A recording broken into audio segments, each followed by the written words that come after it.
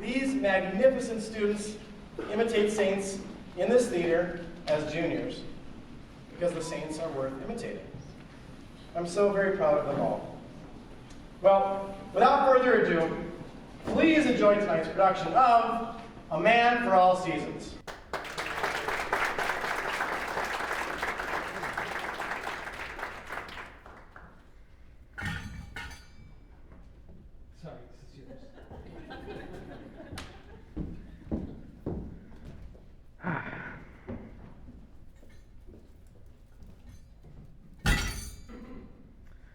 It is perverse to start a play made up of kings and cardinals and speaking costumes and intellectuals with embroidered mouths, with me.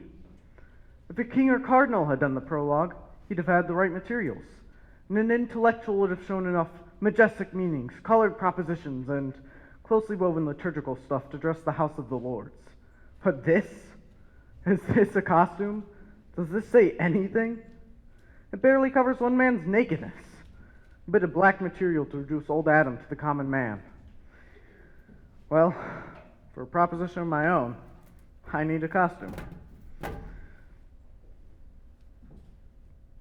Matthew, the household steward of Sir Thomas More. There's company to dinner.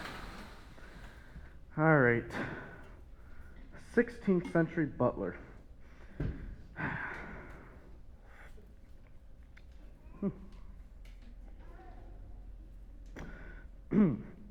16th century is the century of the common man, like all the other centuries.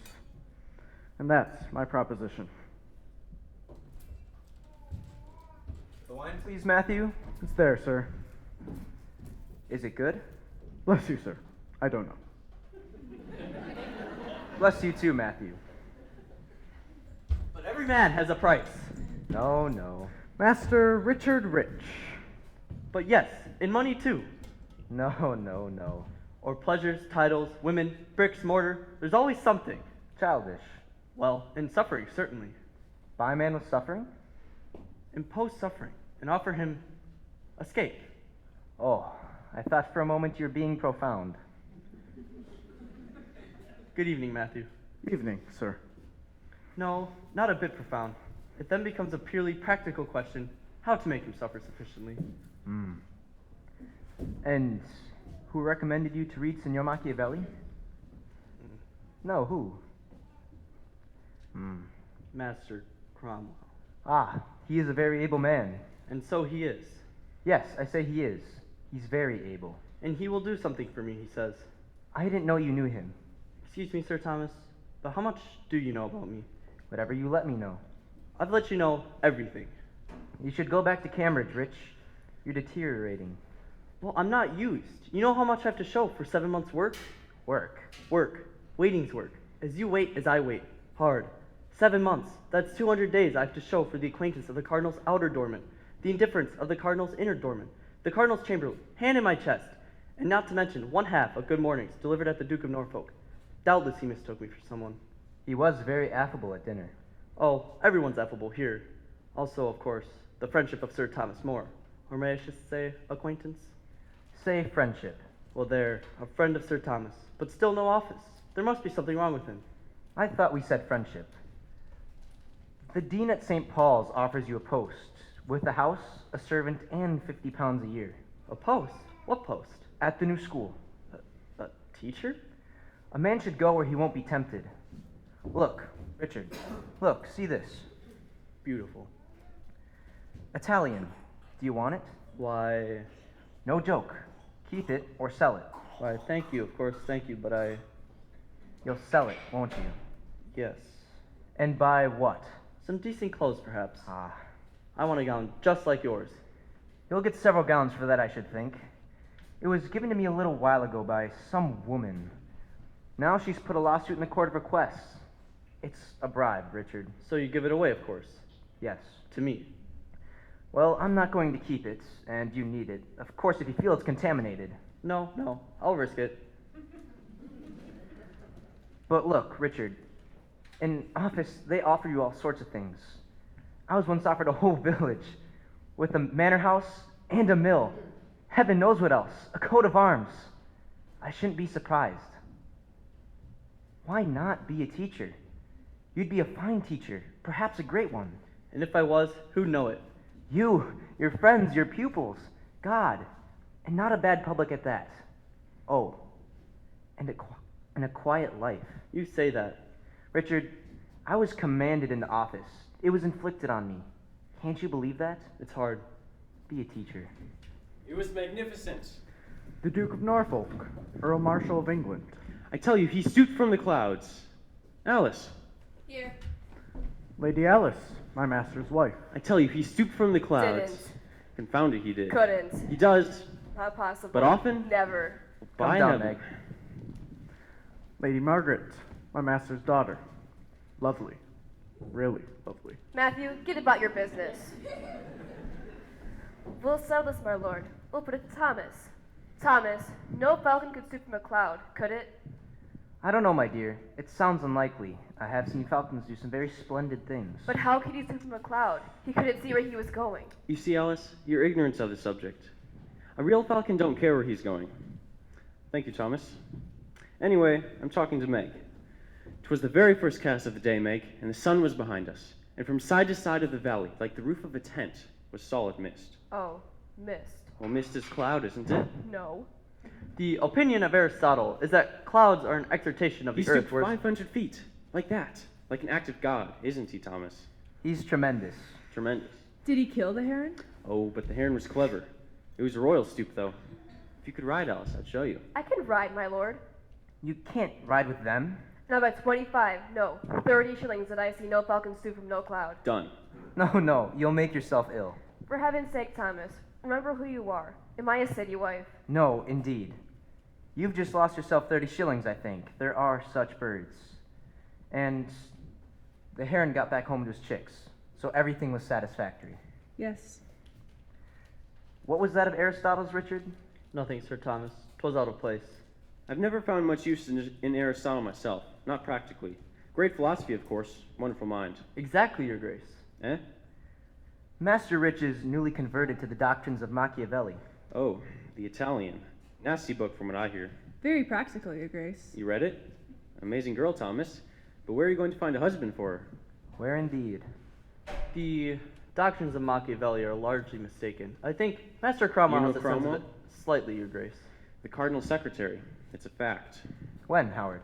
2, 3 days. A farrier's son? Well, the cardinal's a butcher's son, isn't he? It will be up and done with Master Cromwell. Did you know this? No. Do you like Master Cromwell, Master Rich? He is the only man in London if he does. I think I do, Lady Alice. Good. Well, sounds like you don't need my help now. Sir Thomas, if only you know how much I'd rather yours than his. Talk of the cardinal secretary, and the cardinal appears. He wants me. Now. At this time of night, The king's business. the Queen's business. More than likely, Alice. More than likely. What's the time, Matthew? 11 o'clock, sir. Is there a boat? Waiting, sir. All right, let's go to bed. You'll excuse me, Your Grace, Richard. Now you'll go to bed.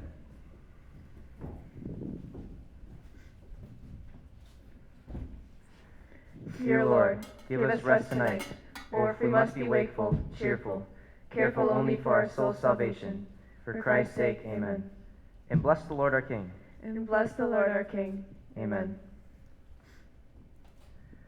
Are you at Richmond, Howard? No, down the river. Then good night. Oh, here is a young man desperate for employment. Something in the clerical line. Well, if you recommend him. I don't recommend him. I point him out. He's at the new inn. Could you take him there? All right, come on. Sir Thomas, We'll hawk at Hounslow, Alice. Wherever you like. thank you. Be a teacher. Alice, the ground's hard at Hounslow. Eh, that's where the cardinal crushed his bum. Margaret, Yes. go to bed.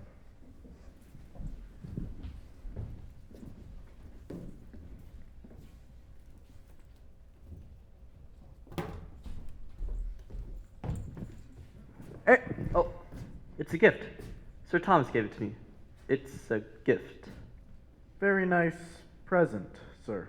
Good night, Matthew. Oh, here. That won't come to nothing.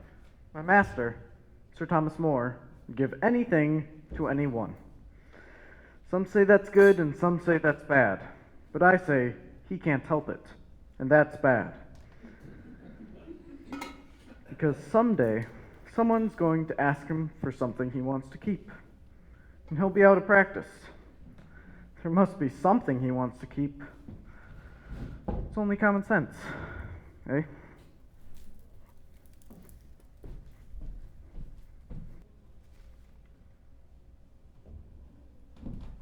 It's 1:30. Where have you been? 1 o'clock, Your Grace. I've been on the river. Well, since you seem so violently opposed to the dispatch of Rome, I thought you'd like to look it over. Thank you, Your Grace. Before it goes. Your Grace is very kind. Thank you. Well, what'd you think of it? It seems very well phrased. The devil it does, and apart from the style, Sir Thomas? It's addressed to Cardinal Campeggio, Yes. not to our ambassador. Our ambassador's a ninny. Your Grace appointed him. Yes, they need a ninny in Rome so that I can write to Cardinal Campeggio. It's devious. It's a devious situation. Well, there must be something simple in the middle of it. I believe you believe that. You're a constant regret to me, Thomas. If you could just see facts flat on without that horrible moral squint, with just a little common sense, you could have been a statesman. Oh, Your Grace flatters me. Don't frivol, Thomas. Are you going to help me? If Your Grace will be more specific. Ugh, you're a plotter. Take you all together, Thomas. Your scholarship, your experience, what are you? Come here. The king. Yes. Where has he been, do you know? Your Grace. Oh, spare me your discretion. He's been to play in the mud again. Indeed. Indeed. Indeed. Are you going to oppose me? He's gone in. All right, we'll plod. The king wants a son. What are you going to do about it? I'm very sure the king needs no advice from me on what to do about it. Thomas, we're alone. I give you my word, there's no one here. I didn't suppose there was, Your Grace. Oh, sit down. Do you favor a change of dynasty, Sir Thomas? Do you think 2 tutors is sufficient? For heaven's sake, Your Grace. Then the king needs a son. I repeat, what are you going to do about it? I pray for it daily. My word, he means it. That thing out there's at least fertile, Thomas. But she's not his wife. No, Catherine's his wife, and she's as barren as brick. Are you going to pray for a miracle? There are precedents. Yes, all right, good. Pray. Pray by all means. But in addition to prayer, there's effort. My efforts to secure a divorce. Have I your support or have I not? A dispensation was granted so that the king might marry Queen Catherine for state reasons. Now we are to ask the Pope to dispensate with his dispensation also for state reasons? I don't like plotting, Thomas. Don't make me plot longer than I have to. Well, Then clearly all we have to do is approach His Holiness and ask him. I think we might influence His Holiness's answer. Like this? Like that and in other ways. I've already expressed my opinion on this. May good night. Oh, your conscience is your own affair, but you're a statesman. Do you remember the Yorkist Wars? Very clearly. Let him die without an heir and we'll have them back again. Let him die without an heir and this peace you think so much of will go out like that. Very well then, England needs an heir. Certain measures, perhaps regrettable, perhaps not. There's much in the church that needs reformation, Thomas. All right, regrettable, but necessary to get us an heir. Now explain how you as the Counselor of England can obstruct those measures for the sake of your own private conscience. I believe when a statesman forsakes his own private conscience for the sake of his public duties, he leads his country by a short route to chaos. And you shall have my prayers to fall back on. You'd like that, wouldn't you? To govern the country by prayer? Yes, I should. I'd like to be there when you try. Who'll put his neck in this after me? You, Turnstile, Suffolk? Turnstile for me. I, but for the king. What about my secretary, Master Cromwell? Cromwell. You'd rather do it yourself? Me rather than Cromwell. Then come down to earth, Thomas, and until you do, bear in mind you have an enemy. Where, Your Grace? Here, Thomas. As Your Grace pleases. As God wills. Perhaps, Your Grace. More, you should have been a cleric. Like yourself, Your Grace?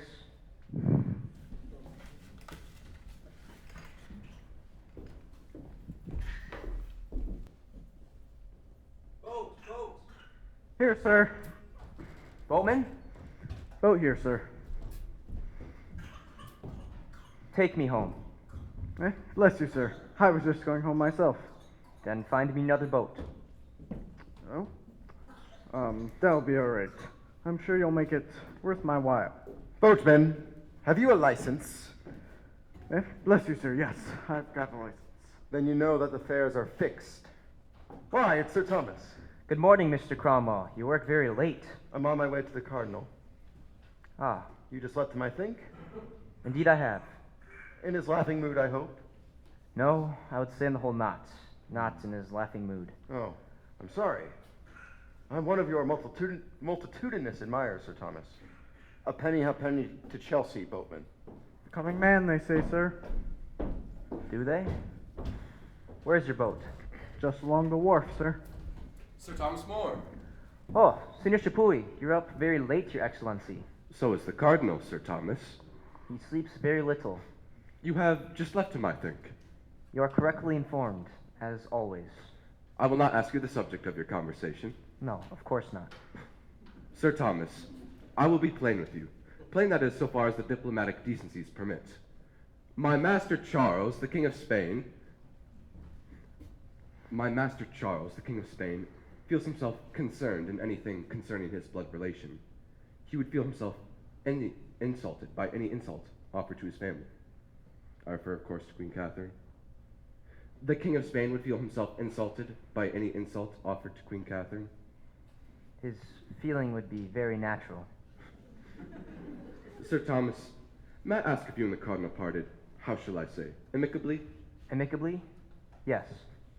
In agreement? Amicably. Say no more. I understand. I hope you do, Your Excellency. You are a good man.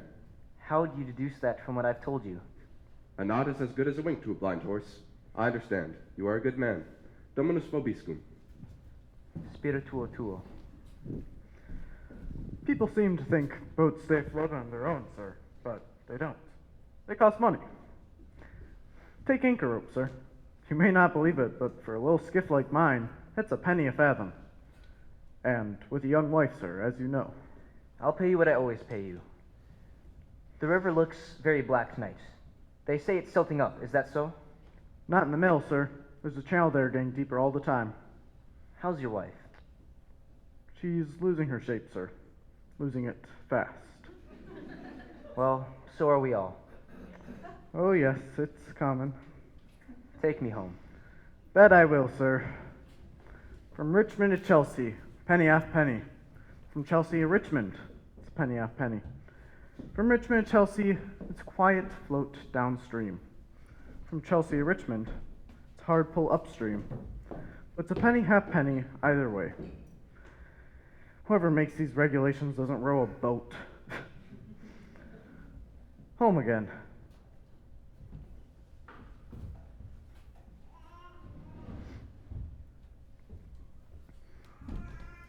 Ah, Matthew.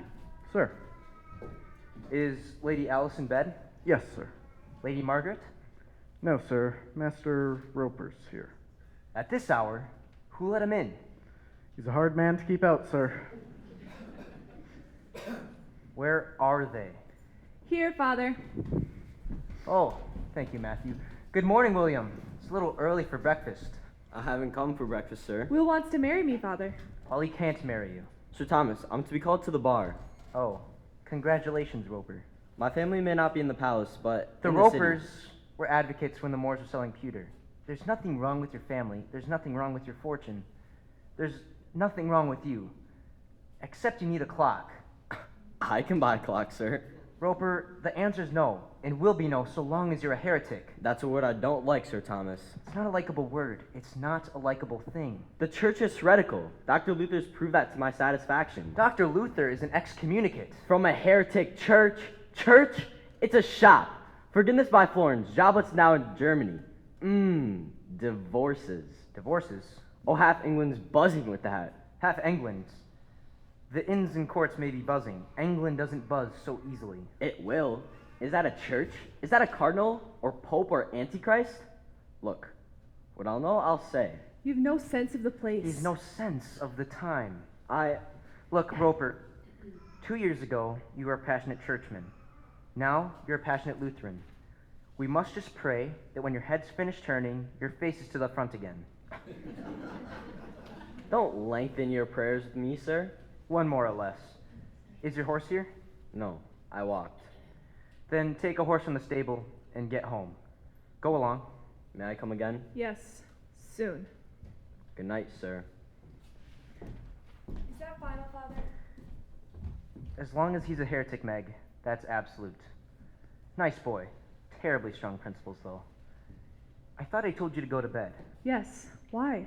Because I intended you to go to bed. You're very pensive. Well, you're very gay. Did the cardinal talk about the divorce? You know, I think we've been on the wrong track with Will. It's no good arguing with a Roper. Father, did he? Old Roper was the same way. Let him think he's going with the current, and he'll turn around and start swimming in the opposite direction. What we need is a really substantial attack on the church. Well, we're going to get one, aren't we? I'll not have you be talking treason, Meg. And I'll not have you repeat lawyers' gossip. I'm a lawyer myself, and I know what it's worth. Thomas! Now look what you've done. Young Roper. I just saw young Roper on my horse. He'll bring it back, dear. He's been to see Meg. Oh, why don't you beat that girl? No. She's full of education. It's a delicate commodity. And more's the pity. Well, it's there now, and think what it cost. Margaret, hot water. I'm sorry you were awakened, chick. I wasn't sleeping very deeply. What did Woolsey want? Young Roper asked me for Margaret. What? Impudence. Wasn't it? Old fox. What did he want, Thomas? He wanted me to read a dispatch. Is that all? A Latin dispatch. You don't want to talk about it? No. Norfolk spoke for your chancellor before he left. He's a dangerous friend then. Wolsey's chancellor now, God help him. We don't want another. I don't want this. Drink it. Great men get colds in the head just the same as commoners. That's dangerous leveling talk, Alice. Beware the tower. Drink it. I will. I'll drink it in bed. Would you want to be chancellor? No. Well, that's what I said. But Norfolk said that if Wolsey fell. If Wolsey fell, the splash would swamp a few small boats like ours. While Wolsey lives, there will be no new chancellor.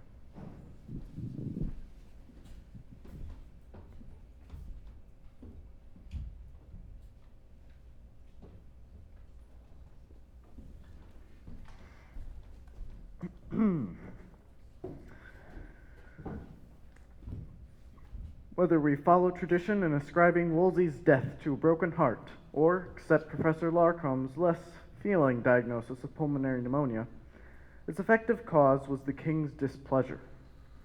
He died at Leicester on the 29th of November, 1530, while on his way to the Tower under charge of high treason. England's next Lord Chancellor was Sir Thomas More, a scholar and by popular repute, a saint. His scholarship is supported by his writings. Saintliness is a quality less easy to establish, but from his willful indifference to realities, which were obvious to quite ordinary contemporaries, it seems all too probable that he had it.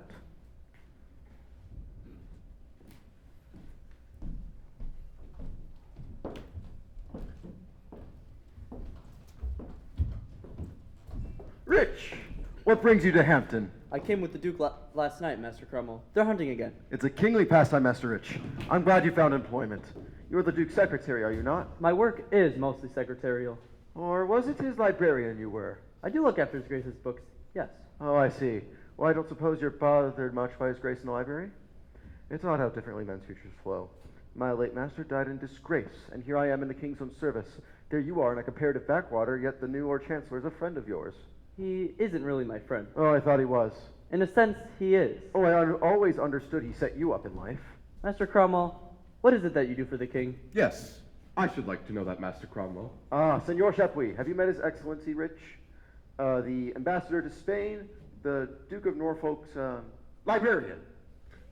But how should we introduce you, Master Cromwell, if we had the happiness? Oh, sly. Do you notice how sly he is, Rich?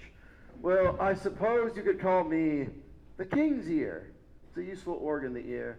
But in fact, it's even simpler than that. When the king wants something done, I do it. But then why these justices, chancellors, admirals? Well, they're our constitution, our ancient English constitution. I merely do things. For example, Master Cromwell? Beware these professional diplomats. Well now, for example, next week at Deptford, we will be launching the Great Harry. 1,000 tons, 4 masts, 66 guns, an overall length of 175 feet. It's expected to be very effective. All this you probably know. What you may not know is that the king himself will guide her down the river. Yes, the king himself will be her pilot. He will have Assistants, of course, but he himself will be your pilot. He will have a pilot's whistle upon which he shall blow, and he will wear in every respect a common pilot's uniform, except for the material, which will be cloth of gold. These innocent fancies require more preparation than you realize, and somebody has to do it. In the meantime, I prepare myself for higher things. I stock my mind. Alas, Master Cromwell, don't we all? This ship, for instance, it has only 56 guns, by the way, not 66, and only 40 of them are heavy. After the launching, I understand the king will take his barge to Chelsea. Yes. To? Sir Thomas More's. Will you be there? Oh, no. They're going to talk about the divorce. The king will ask for an answer. He has given his answer. The king will ask for another. Sir Thomas is a good son of the church. Sir Thomas is a man. Isn't that just steward now? Oh, I believe it is. Well, good day, Your Excellency. Good day, Master Cromwell. Good day.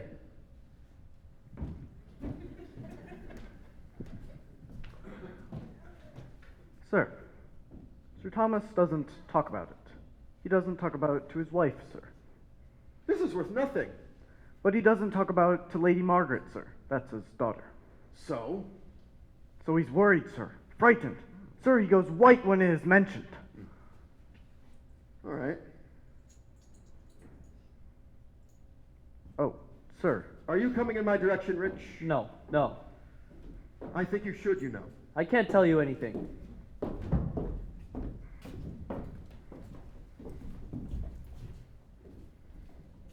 Well?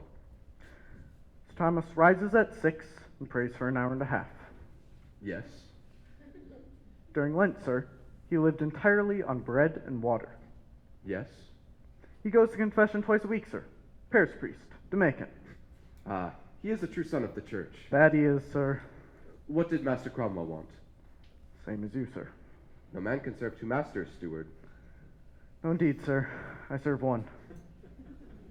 Good. Simple man. Here. Peace be with you. And with you, sir. Our Lord watch you. You too, sir. That's a very religious man. Matthew, what is Signor Chapel we want? I've no idea, sir. What did you tell him? I told him that Sir Thomas says his prayers and goes to confession, sir. Why that? Because that's what he wanted to know, sir. I mean, I could have told him any number of things. That Sir Thomas has rheumatism, prefers red wine to white, is easily seasick, fond of kippers, afraid of drowning, but that's what he wanted to know, sir. What did he say? He said that Sir Thomas is a good churchman, sir. Why, that's true, isn't it? I'm just telling you what he said. Oh, sir. Master Cromwell went that way. Did I ask you where Master Cromwell was going?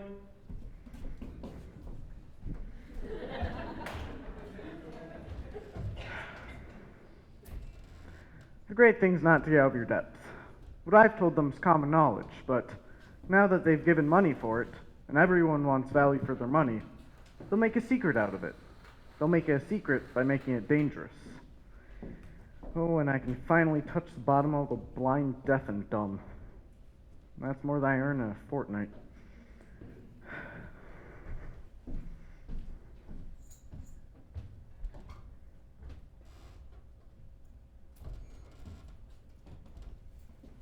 Father! Father! Where is he? I don't know. I haven't seen him since breakfast. We need to find him. Does this mean nothing to him? No sign of him, my lord. By heaven, Alice, he must be found. He must be in the house. He's not in the house, Mother. Then he must be in the garden. He takes things too far, Alice. Do I not know it? It will end badly for him. I know that too. Where's your my master?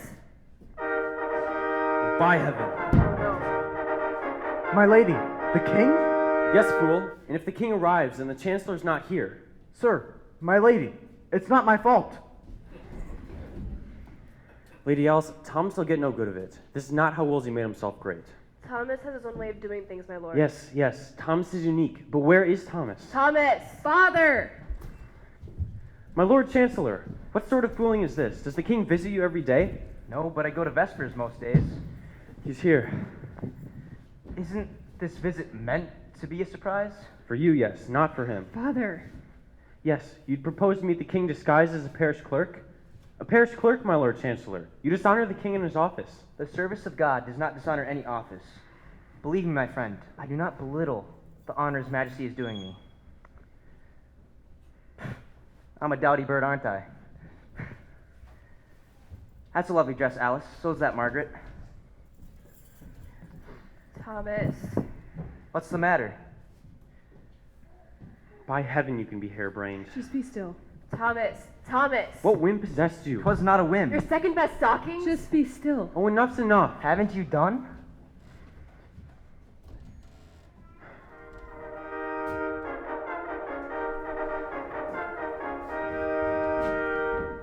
Your Majesty does my house more honor than I fear my household can bear. No ceremony, Thomas, no ceremony. A passing fancy. I happen to be on the river. Look, mud. We do it in better style, Your Grace, when we come by the road. The road. There's the road for me, Sir Thomas. The river. My river. By heaven, what an evening. I fear we come upon you unexpectedly, Lady Alice. Oh no, that is, yes, but ready for you. Ready to entertain your grace, that is. Here is my daughter Margaret, sir. She's not had the honor to meet your grace. Why, Margaret, they told me you were a scholar. Answer, Margaret. Among women I passed for one, your grace. Antiquono modo latine locarisan oxoniensi. Quem docet pater, domine. Bene, optimus est. Gratiane linguam quoque te docuit. Gratia me docet non pater meus, sed mei patris amicus, Johannes Coletus, sancti pater decanius. Et literis gratis tamen nominus quam latinus. Ars magistime nuiter discipulis Totitia. Oh, take care, Thomas. Too much reading is weariness of the flesh, and there is never an end to the making of books. Can you dance too? Not well, your grace. Well, I dance superlatively. That's a dancer's like, Margaret. Hey, Norfolk. Now, that's a wrestler's like, but I can throw him. Shall I show him how it? Shall I? No, your grace. You are gentle. You shall read to me. No, you shall read to me. Lady Alice, the river has given me an appetite. If your grace would share a very simple supper. It would please me too. I'm something of a scholar too, did you know? All the world knows your grace's book, asserting the 7 sacraments of the church. Ah, yes. Between ourselves, your father had quite the hand in that. Hey, Thomas? Here and there, Your Grace, in a minor capacity. He seeks to shame me with his modesty. On second thoughts, we'll follow Lady Alice. Thomas and I will follow. Wait! Margaret, are you fond of music? Yes, your grace. Blow. Low. Louder. I brought them with me, Lady Alice. Take them in. Listen to this, Thomas. Do you know it? No, Your Grace, Listen. I launched a ship today. Yes, Your Grace. Listen. The Great Harry. I steered her, Thomas, under sail. You have many accomplishments, Your Grace. Listen, man. Listen. A great experience. A great experience, Thomas. Yes, Your Grace. I am a fool. How so, Your Grace? What else but a fool to live in a court in a licentious mob when I have friends with gardens? Your Grace. No courtship, no ceremony, Thomas. Be seated. You are my friend, are you not? Your Majesty. And thank God I have a friend for Chancellor. Readier to be friends, I trust, than he was to be Chancellor. My own knowledge of my poor abilities. I will judge of your abilities. Did you know that Wolsey named you for Chancellor? Wolsey? Aye, before he died. Wolsey named you, and Wolsey was no fool. He was a statesman of incomparable ability. Was he? Was he so? Be seated. It was villainy then. Yes, villainy. I was right to break him. He was all pride. A proud man, pride right through. And he failed me, Thomas. And the one thing that mattered, then or now. And why? He wanted to be Pope. Yes, he wanted to be Bishop of Rome. Let me tell you something, Thomas, and you can check this for yourself. It was never merry in England while we had cardinals amongst us. But I shall forget the feel of that great tiller under my hands. I took her down to Doggett's Bank and brought her up in Tilbury Roads. Man could sail clean round the world in that ship. Some men could, Your Grace. Touching that matter of my divorce, have you thought of it since we last talked? Of little else. Then you see a way clear to me. That you should put away Queen Catherine? Oh, alas, as I think of it, I see so clearly that I cannot come with Your Grace, that my endeavor is to not think of it at all. Great God, Thomas. Why do you hold out against me in the desire of my heart, the very wick of my heart? There is my right arm, Your Grace. Take your dagger and saw it from my shoulder. and I shall laugh and be thankful, if by that means I can come to your grace with a clear conscience. I know it, Thomas, I know. I crave pardon if I offend. Speak then. When I took the Great Seal, your Majesty promised not to pursue me on this. So I break my word, Master Moore? No, I'm joking. I joke roughly. I often think I'm a rough fellow. Yes, a rough young fellow. Be seated. That's a rose bay. We have one just like it at Hampton, though not as red as that. I'm in excellent frame of mind. Beautiful. You must consider, Thomas, that I stand in peril of my soul. 'Twas no marriage. She was my brother's widow. Leviticus, thou shalt not uncover the nakedness of thy brother's wife. Leviticus chapter 18, verse 16. Yes, your grace, but Deuteronomy... Deuteronomy's ambiguous. Your grace, I am not fit to meddle in these matters. To me it seems a question for the Holy See. Thomas, does a man need a pope to tell him when he sinned? Yes, it was a sin, I admit it. And I repent. And God has punished me. Son after son she's borne me, Thomas, all dead at birth or dead within the month. I never saw the hand of God quite so clear in anything. I have a daughter. She's a good child, well-set child. But I have no son. It is my bounden duty as king to put away the queen, and all the popes back to St. Peter shall not come between me and my duty. How is it that you cannot see it? Everyone else does. Then why does your grace need my poor support? Because you are honest. And what's more to it, you are known to be honest. There are those like Norfolk who follow me because I wear the crown. And there are those like Cromwell who follow me because they are jackals with sharp teeth and I am their lion. And there is a mass that follows me because it follows anything that moves. And there is you. I'm sick to think how much I must displease your grace. No, Thomas, I respect your sincerity. Respect. Oh man, it's water in the desert. How did you like our music? That air they played, it had a certain, well, tell me what you thought of it.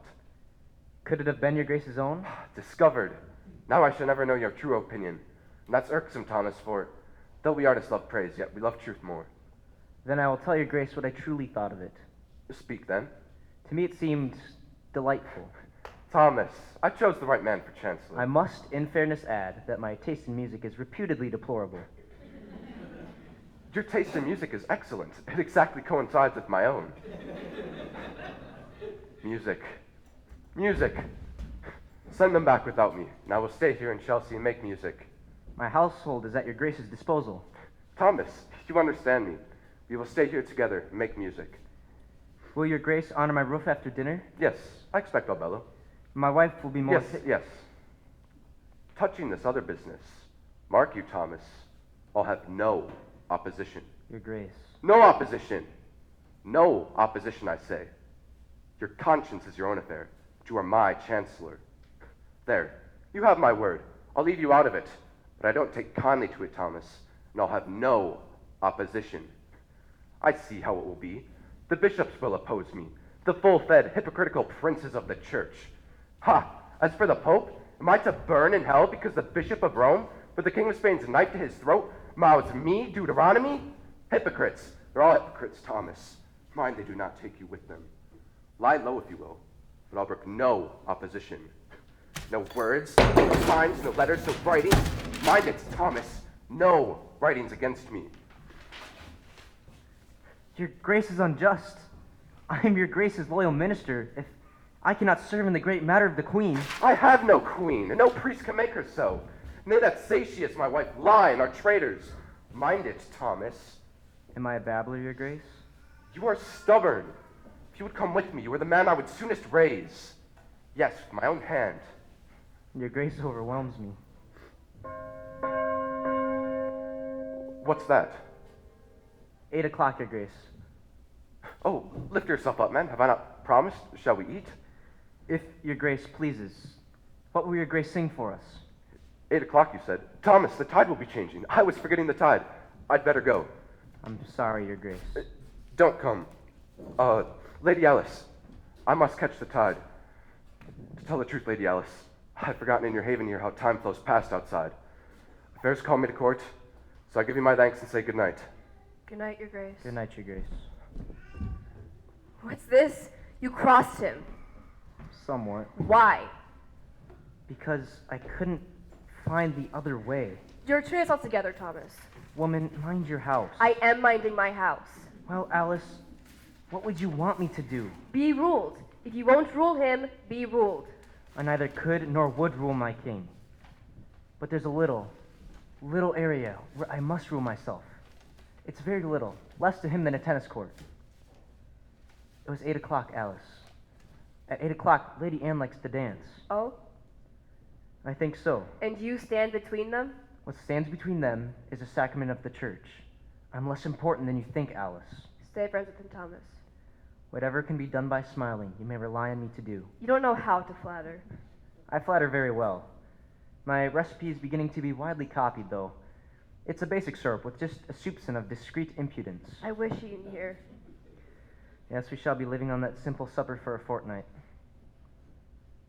Alice. Alice, put your mind at rest. This is not the stuff of which martyrs are made. Sir Thomas! Oh, no. Will Roper, what do you want? William, I told you not to. I'm not easily told, Meg. Well, I asked you not to. Meg, I'm full to hear. It's not convenient. Must everything be made convenient? I'm not a convenient man. I have an inconvenient conscience. Joshua's trumpet. One note from that brass conscience of yours and my daughter's walls are down. You raised her, sir. How long have you been here? Are you in the king's party? No, it's that of which I wish to speak to you of. My spirit is perturbed. Is it, Will? Why? I've been offered a seat in the next parliament. Ought I to take it? No. Well, that depends. With your views on church reform, I should have thought you could do yourself a lot of good in the next parliament. I must confess, since the last time we've met, my views have somewhat modified. I modify nothing concerning the body of the church. The money changers in the temple must be scourged with thence, with a scourge of fire if that's necessary. But an attack on the church itself? No. I see that behind an attack on God. Roper! The devil's work. Roper! To be done by the devil's ministers. For heaven's sake, Roper, remember my office. Oh, if you stand on your I don't office. stand on it. But there are certain things I may not hear. Sophistication was what I was told. The court has corrupted you, Sir Thomas. You're not the man you once were. You've learned to study your convenience. You've learned to flatter. You see, Alice, I have a reputation for it. For heaven's sake, young man, if I were chancellor, I'd have you whipped. Master Rich is here, Sir Thomas. Ah, Richard. Good evening, sir. Good evening, Lady Alice. Lady Margaret. Good evening, Master Rich. Do you know William Roper, the younger? By reputation, of course. Good evening, Master... Rich. Oh. You've heard of me? Yes.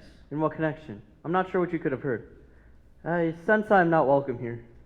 Why, Rich, have you done something that would make you not welcome? Why do you suspect me of it? I shall begin to. Master Cromwell is asking questions about you. About you particularly. He's continually collecting information about you. I know it. Stay a minute, Matthew. That's one of his sources. I know it. That's one of my servants. Senor Chapuis, Spanish ambassador. Collects information too. That's one of his functions. You look at me as though I was an enemy.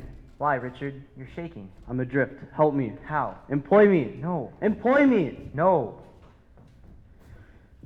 I would be steadfast.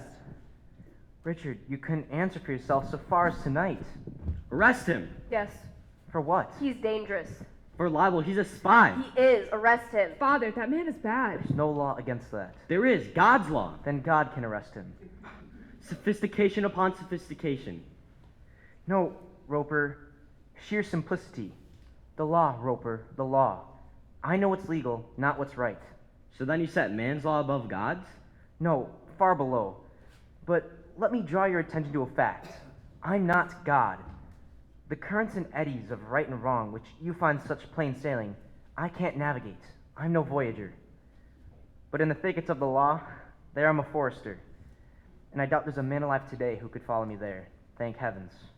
While you talk, he's gone. And go he should, if he was the devil himself, until he broke the law. So now you give the devil benefit of the law? What would you do? Cut a great road through the law to get after the devil? I'd cut down every law in England to do that. Ah, ha. And when the last law was down, and the devil turned round on you, where would you hide, the laws all being flat? This country is planted thick with laws from coast to coast. Man's laws, not God's. And if you were to cut them down, you being just the man to do so, Where would you hide? Would you be able to stand upright in the winds that would blow then? Of course I'd give the devil the benefit of law, for my own safety's sake. I've long suspected this. This is the golden calf. The law's your god. No, Roper, you're a fool. God's my God. I just find him too subtle. I don't know where he is, nor what he wants. My God wants service to the end, unremitting, nothing else. Are you sure that's God? It sounds like Moloch. But indeed it may be. But whoever comes for me, man, God, or devil, will find me hiding in the thickets of the law. And I'll hide my daughter with me, not hoist her on the main mast of your seagoing principles. They put about too nimbly. That was harsh. What's happened here? He can't abide a fool. That's all. Be off. Hide you? Hide you from what? He said nothing about me, you've noticed. I've gotten too fat to hide, I suppose. You know he meant us both. But from what? I don't know. I don't know if he knows. He's not said one simple, direct word to me since the divorce came up. It's not God who's gone subtle, it's him. Roper, that was harsh. Your principles are excellent. No, truly, your principles are fine. The very best in quality. Now listen, we must make a start on all that food. Father, can't you be plain with us? I stand on the wrong side of no statutes and no common law. I have not disobeyed my sovereign, and I truly believe there is no man in England safer than myself. And I want my supper. Well, we shall need your assistance. There's an excellent burgundy if your principles permit. They don't, sir. Then have some water with it. Just the water, sir. Oh, my poor boy. Why does Cromwell collect information about you? I'm a prominent figure. There's someone, somewhere, collecting information about Cromwell. No, no more shirking. We must make a start. There's a stuffed swan, if you please.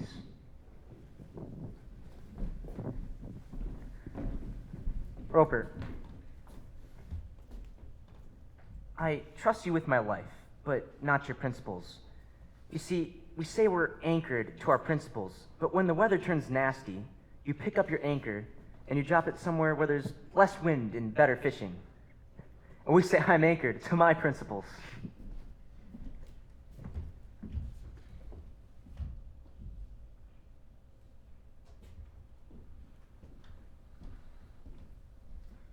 A pub again. Oh, he's a deep one, that Sir Thomas More. Deep. Takes a lot of education to be a man as deep as that, and a deep nature to begin with, too. The likes of me can hardly be expected to follow the processes of such a man. Right. Ready. Ready, sir. Is this a good place for a conspiracy, innkeeper?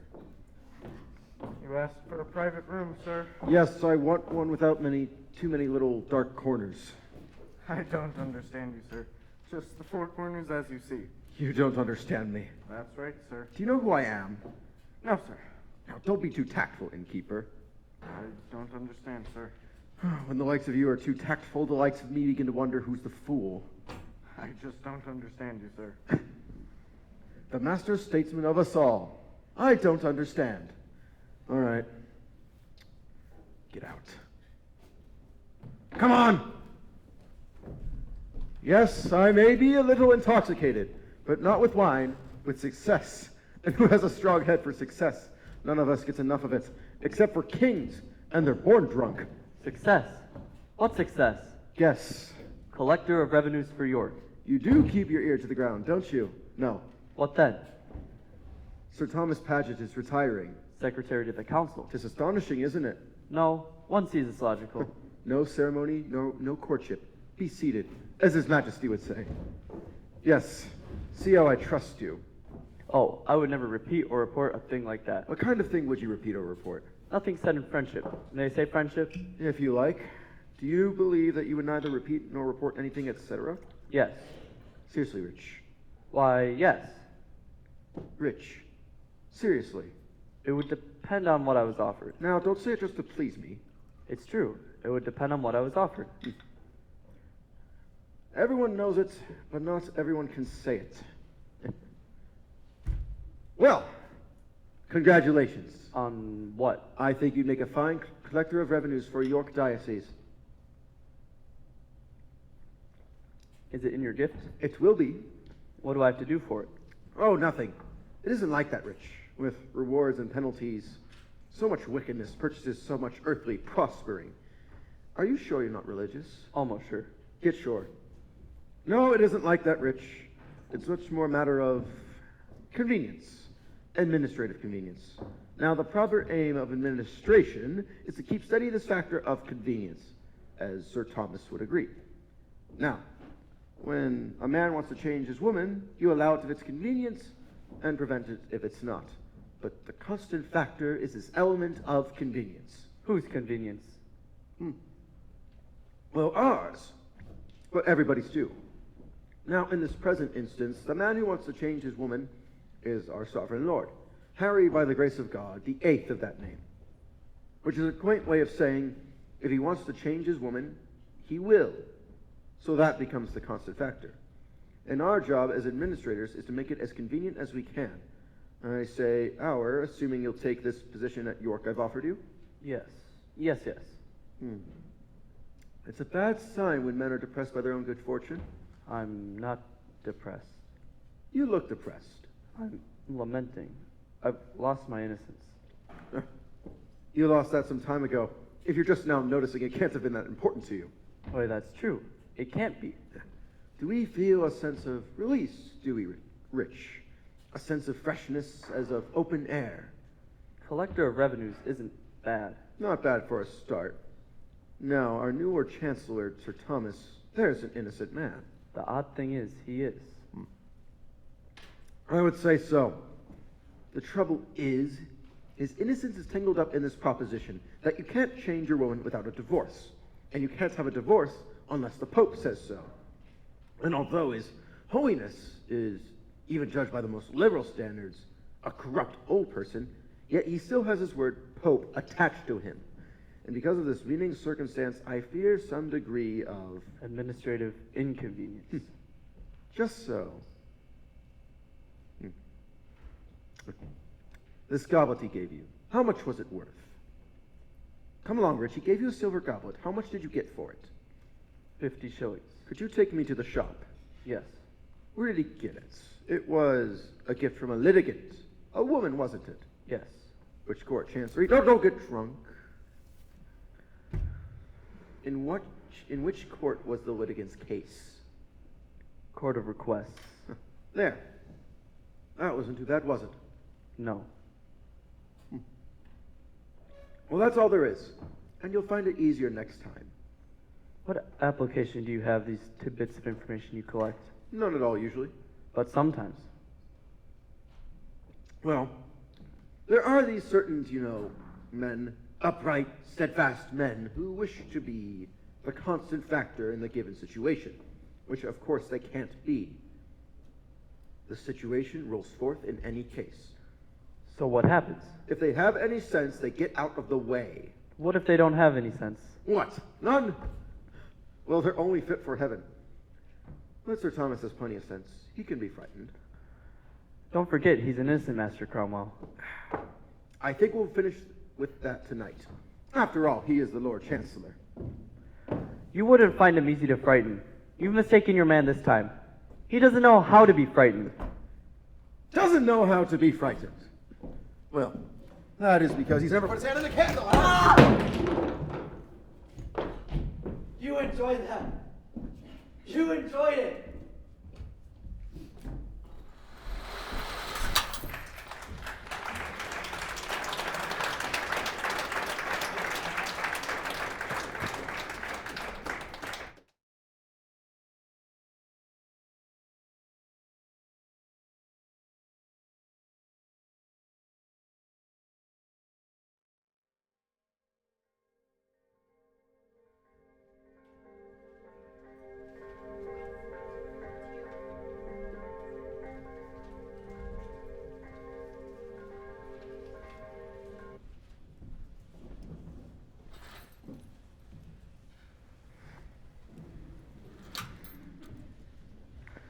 The intermission started early in the year 1530. It's now the middle of May. 1532. 2 years. During that time, a lot of waters flowed under the bridge. And one of the things that have come floating along it is the Church of England, that finest flower of our island, genius for compromise. That system, peculiar to these shores, the despair of foreign observers, which deflects the torrents of religious passion down the canals of moderation. That's very well put. Typically, this great effect was achieved not by bloodshed, but by simple act of Parliament. Only an unhappy few were found to set themselves against the current of their times, and in doing so to court disaster. For we are dealing with an age less fastidious than our own. Imprisonment without trial, and even examination under torture, were common practice.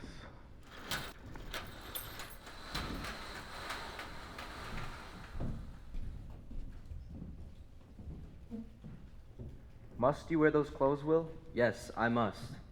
Why? Because it's time for decent men to declare their allegiance. And what allegiance is that designed to express? My allegiance to the church. Well, you look like a Spaniard. All credits to Spain, then. You wouldn't have lasted 6 months in Spain. You would have been burned alive in Spain during your heretic period. I suppose you have the right to remind me of that. That chain of office I wear is a degradation. I told you, if the bishops and convocations submitted this morning, I'll take it off. It's no degradation. Great men have worn this. When do you expect to hear from the bishops? About now. I was promised an immediate message. I don't see what difference convocation can make.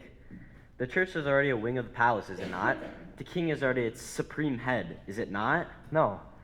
You're denying the Act of supremacy? No, I'm not. The Act states the king Is supreme head of the church in England. supreme head of the church in England so far as the law of God allows. A legal How quibble. far the law of God does allow it, it remains a matter of opinion since the Act doesn't state it.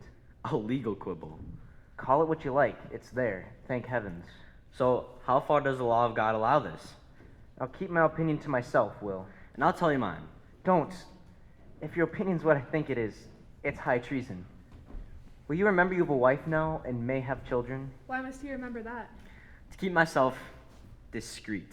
Then I'd rather you forget it. You are either idiots or children. Or saints, my lord. Oh, Father, Sr. Chapuis has come to see you. Your Excellency. Or saints, my lord. Or saints. Of course. Saints. Will, do turn your head a bit. I do detect a faint radiance. Come, come, my lord. You two at this time are not free from some suspicion of saintliness.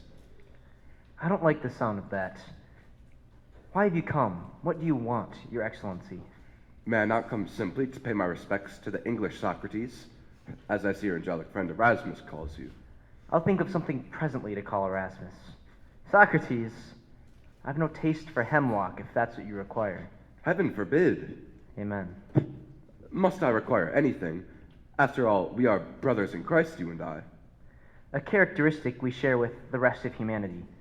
You live in Cheapside, senor? For you to come in contact with a brother in Christ, you have only to open your window and empty a chamber pot. You have no need to come to Chelsea. Well, the Spanish ambassador is clearly here on business. Would you mind? No, I protest. He's clearly here on business. No, but really, I protest. Dominus vobiscum filime. Et cum spiritu tuo, excellencies. And how much longer shall we hear that holy language on these shores? 'Tisn't holy, Your Excellency, just old. My dear Lord Chancellor, I cannot believe you will allow yourself to associate with the recent actions of King Henry in respect to Queen Catherine. Subjects are associated with the king's willy-nilly. The Lord Chancellor is no ordinary subject. He bears responsibility for what is done. Have you considered that what has been done badly might have been done worse with another chancellor? Believe me, my lord, your influence in these matters has been much searched for, and where it has been found, it has been praised. But there comes a point, does there not? There does come such a point. When the sufferings of one unfortunate lady swells to an attack on the religion of an entire country, that point has been passed. Beyond that point, one is not merely compromised, one is in truth corrupted.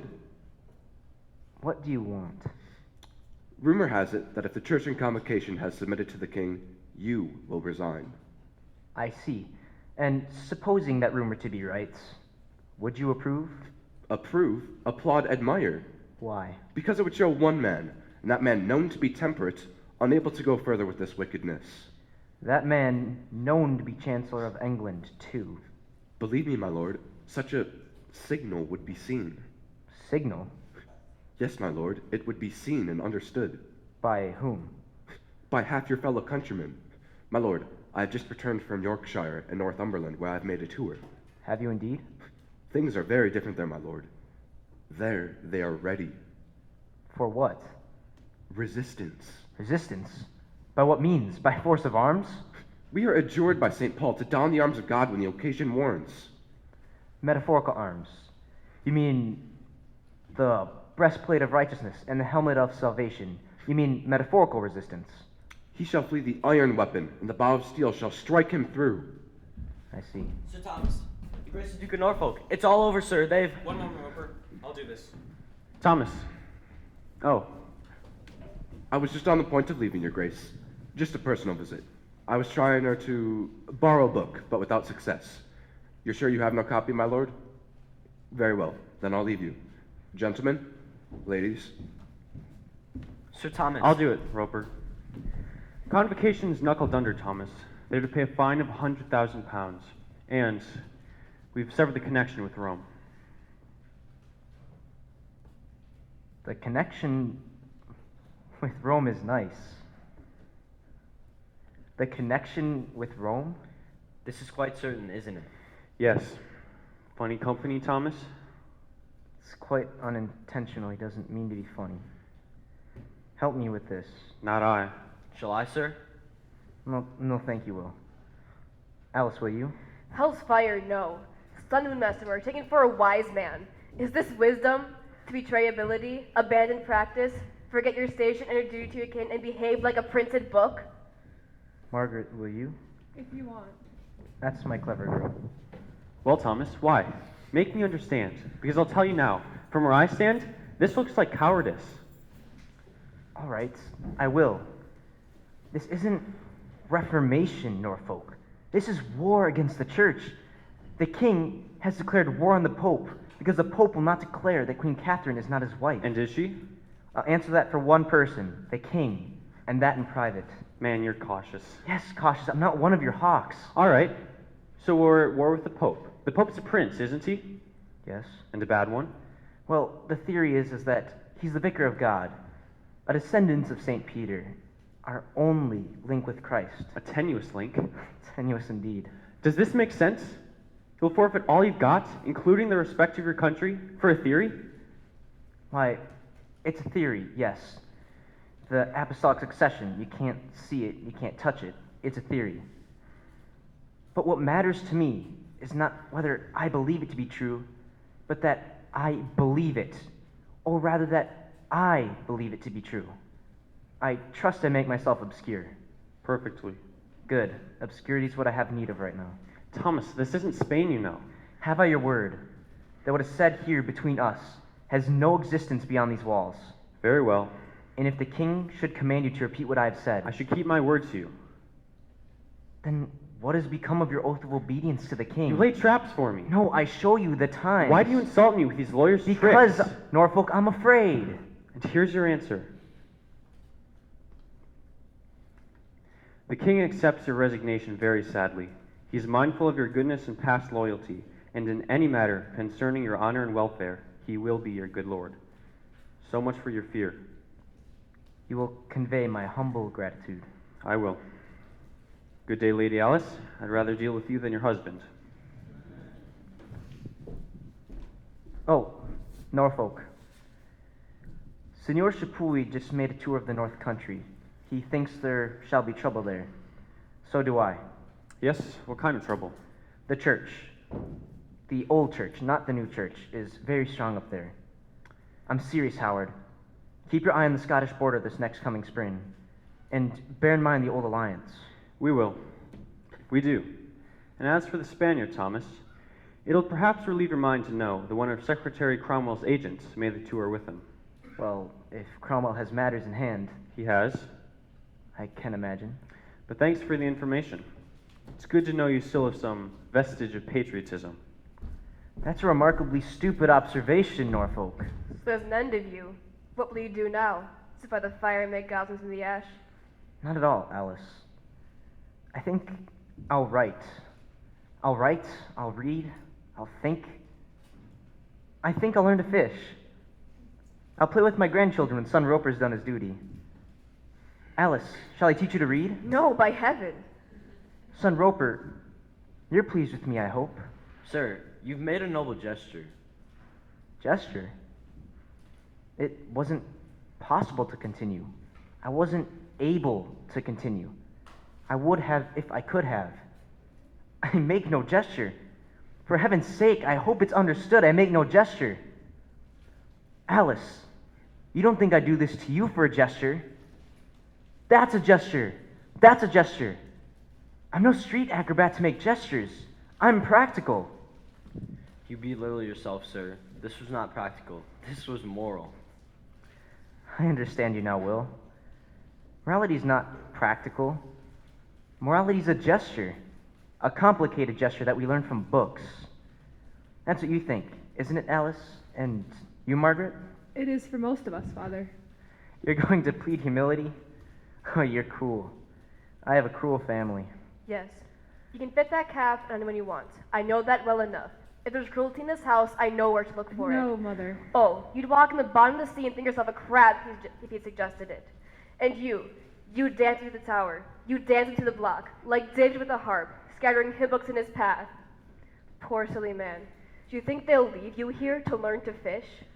If we govern our tongues, they will. Now listen, I have something to say on that. I have made no statement. I have resigned. That's all. On the king's supremacy, the king's divorce, which he'll now grant himself, and the marriage he'll then make. Have you heard me make a statement? No. And if I'm to lose my rank and fall to housekeeping, I want to know the reason. So make a statement now. Alice, it's a point of law. Accept it from me. That in my silence is my safety under the law. But my silence must be absolute. It must extend to you. So in short, you don't trust us. A man would need to be half-witted not to trust you. But look, I'm the Lord Chief Justice. I'm Cromwell. I'm the king's head jailer, and I take your hand, and I place it on the Bible and on the blessed cross, and I say, woman, has your husband made a statement on these matters? And on peril of your soul, you answer. No. It's only a lifeline. We shan't have to use it. But it's comforting to have. You'll see. When they find that I'm silent, they'll ask for nothing more than to leave me silent. Sir, the household's in the kitchen. They want to know what's happened. Yes, we must go speak to them. Alice, they'll mostly have to go, my dear, but not before we find them places. We can't find places for them all. Yes, we can. Yes, we can. Go and tell them. Heaven help us. It comes on us quickly.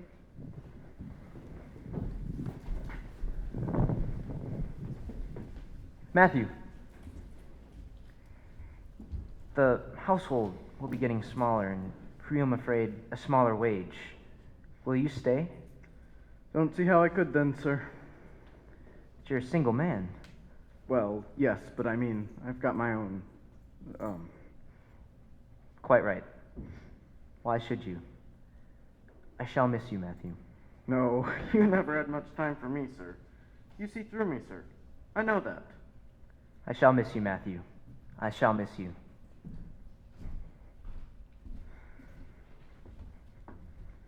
Now, darn me! Isn't that them all over?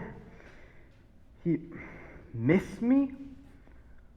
What's in me for him to miss? I nearly fell for it. Matthew, will you kindly take a cut in your wages? No, Sir Thomas, I will not. That's it, and that's all of it. All right, so he's down on his luck. I'm sorry. I don't mind saying that. I'm sorry. Bad luck. If I'd any good luck to spare, he could have some. I wish we could all have good luck all the time. I wish we had wings. I wish rainwater was beer. But it ain't. And what with walking on 2 flat feet, and good luck and bad luck being just exactly even Stevens, and rain being water. Don't you complicate the job by putting things in for me to miss. I did, you know. I nearly fell for it.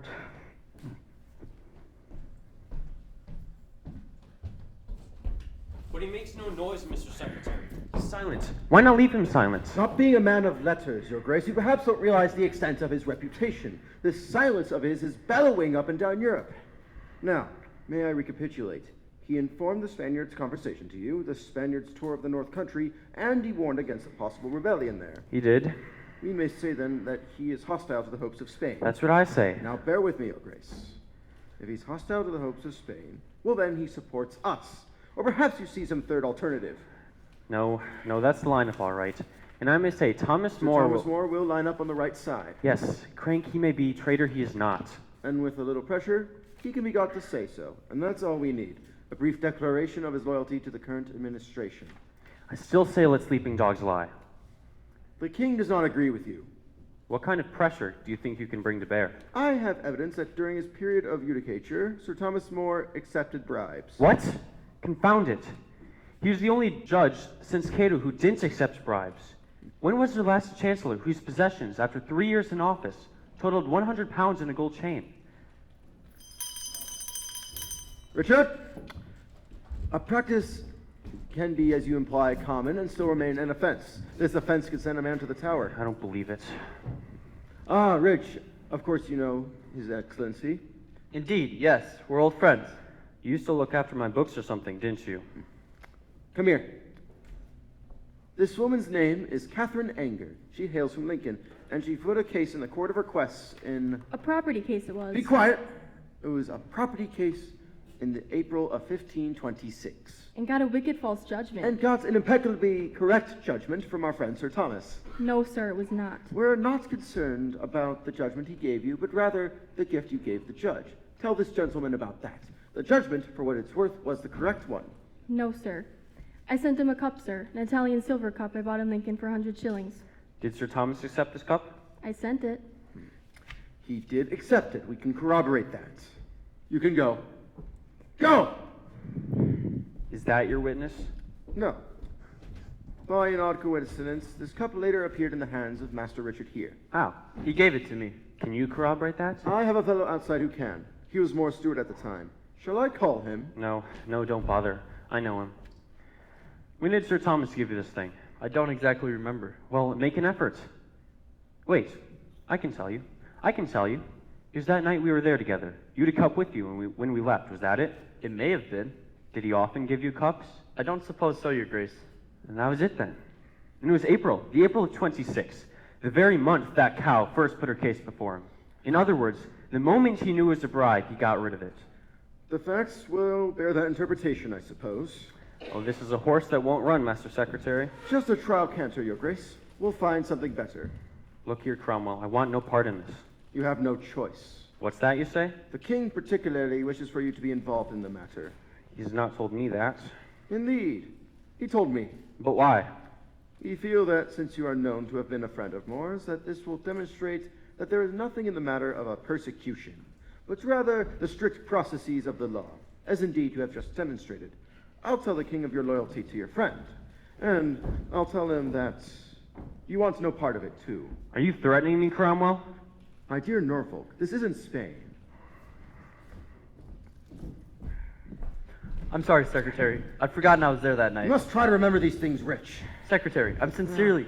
Not such a fool he looks, the Duke. That would hardly be possible, Secretary. Sir Thomas More is going to be a slippery fish, Richard. We're going to need a net with finer mesh. Yes, Secretary. We will fashion one for him. Shall we, you and I?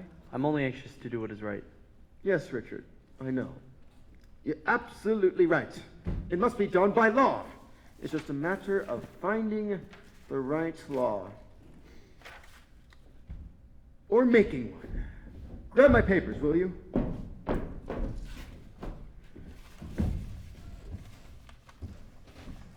Can we have a word now, sir? We don't require you after all, Matthew. No, sir, but about... Oh, yes. I will be continuing to steward, certainly. My household is expanding, but as I can remember, your attitude towards me was sometimes disrespectful. Oh, I must contradict you there, sir. You see, that's your imagination. In those days, sir, you still had your way to make, and a man in that position often imagines these things. Then, once he's risen to his proper level, he stops thinking about it. I don't suppose you find people disrespectful nowadays, do you, sir? There may be something in that. Bring my papers.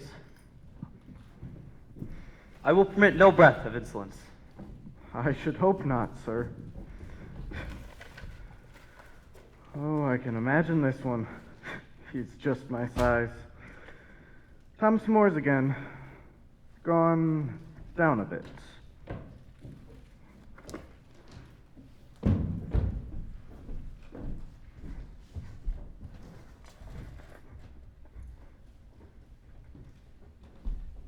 My husband is coming down, Your Excellency, Thank you, madam. and I beg you be gone before he does. Madam, I have a royal commission to perform. You said so. For sheer barbarity, commend me to a good-hearted Englishwoman of a certain class. I remember when these rooms were once warm enough. Thus it is to concur the enmity of a king. Sir Thomas. Senor Chapuis, is this another personal visit or is it official? It falls between the two, Sir Thomas. Official then. No, I have a personal letter for you. From whom? My master, the King of Spain. You will take it? I'll not lay a finger on it. My dear Sir Thomas, it is in no way an affair of the state. It expresses my master's admiration for the stance you have taken over the so-called divorce of Queen Catherine. I have taken no stand. But, Sir Thomas, your views are well known. My views are much guessed at. Well? Oh, come, sir. Could you undertake to convince King Harry that this letter is in no way an affair of state? My dear Sir Thomas, I've taken extreme precautions. I came here very much incognito, very nearly in disguise. You misunderstand me. It's not a matter of your precautions, but my own duty, which would be to immediately take this letter to the king. But, Sir Thomas, your views are well known, you say? My loyalty is less so. Look, Father, Will's getting more. Oh, well done. Is it dry? Oh, it is. It's bracken, Your Excellency. We burn it. Alice, look at this. May I? This is a letter from the King of Spain. As you can see, it has not been opened. I have declined it. You see, the seal has not been broken. I wish I could ask you to stay, Your Excellency. The bracken fire is a luxury. One I must forego. May I say, I am sure my master's admiration will not be diminished. I am gratified. Luxury. It's a luxury while it lasts. There's not much support in it for you, is there? Alice. The money from the bishops. I can't take it. Oh, heavens, I wish I could. But I can't. I didn't think you would. There are reasons. And we couldn't come so deep into your confidence as to know these reasons why a man in poverty can't accept 4,000 pounds. This isn't poverty, Alice. Do you know what we should eat tonight? Yes, parsnips. Yes, parsnips and stinking mutton. For a nice lady. But at the worst, we could be beggars and still keep company and be married together. Marry? Aye, marry. Well, I think you should take that money. Don't you see? If I'm paid by the church for my writings... This has nothing to do with your writings. This is charity, plain and simple, collected from clergy, high and low. It would appear as payment. You're not a man who deals in appearances. Am I not, though? If the king takes this matter any further with me or with the church, it will be very bad. Bad? If you will have it, dangerous. But you don't write against the king. I write, and that's enough in times like these. I thought you said there was no danger. I don't think there is, and I don't want there to be. There's a gentleman here from Hampton Court. You're to go before Secretary Cromwell to answer certain charges. That's all right. We expected that. When? Now. Makes no difference. It's just technique. Well, I guess now means no. Can I come with you? No, I shall be home before dinner. I'll bring Cromwell with me, shall I? Could serve him right. Father, don't be witty. Why not? What's in question? While we are witty, the devil may enter us unawares. Not the devil, son Roper. He's a lawyer, and my case is watertight. They say he's a very penetrating lawyer. He's a pragmatist, and that's the only resemblance he has to the devil. A pragmatist, the merest plumber.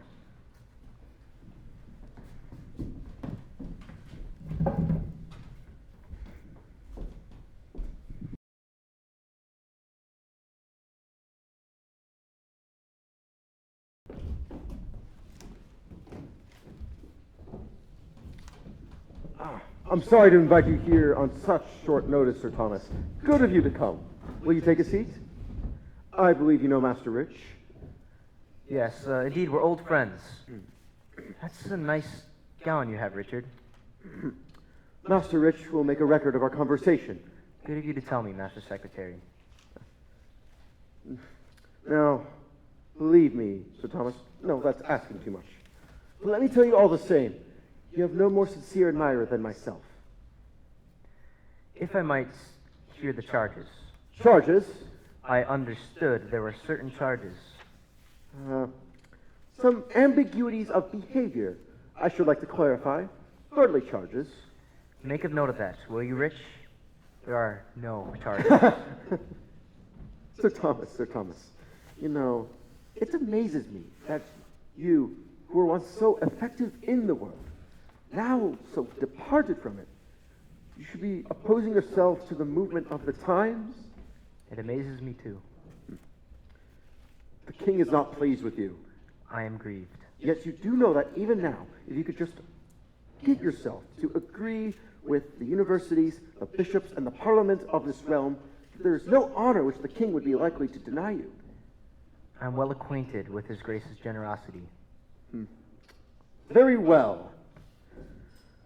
You've heard of the so-called Holy Maid of Kent, who was executed for prophesying against the king? Yes, I knew the poor woman. You sympathize with her? She was ignorant and misguided, and a little mad, I think, and she has paid for her folly. Naturally, I sympathize with her.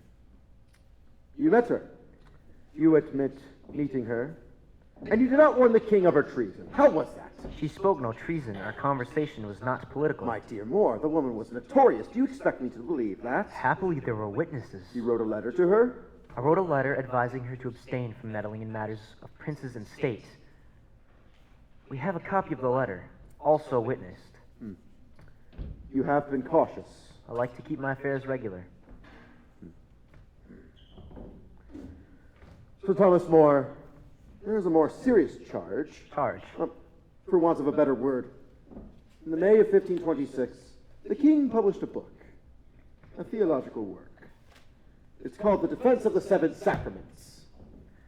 For which he was named Defender of the Faith by His Holiness the Pope. By the Bishop of Rome! Or do you insist on the word Pope? Bishop of Rome, if you like. It does not alter his authority. Thank you, Sir Thomas. You come to the point very readily. What exactly is the Bishop of Rome's authority in the church in Europe, nay, in the Church of England? What exactly is the Bishop of Rome's authority? You will find the point very ably set out and defended, Master Secretary, in the king's own book. Published in the king's name, more like. You wrote the book. I wrote no part of it. I do not mean you actually held the pen. I merely answered, to the best of my ability, certain questions on canon law which the king put to me, as I was bound to do. Do you deny that you instigated it? It was, from first to last, the king's own project. This is trivial, Master Cromwell. I should not think so if I were in your place. There are only two men who know the truth of the matter, myself and the king. And whatever he may have said to you, he will not give evidence to support the accusation. Why not? Because evidence is given on oath, and the king will not perjure himself. If you do not yet know that, you do not yet know him.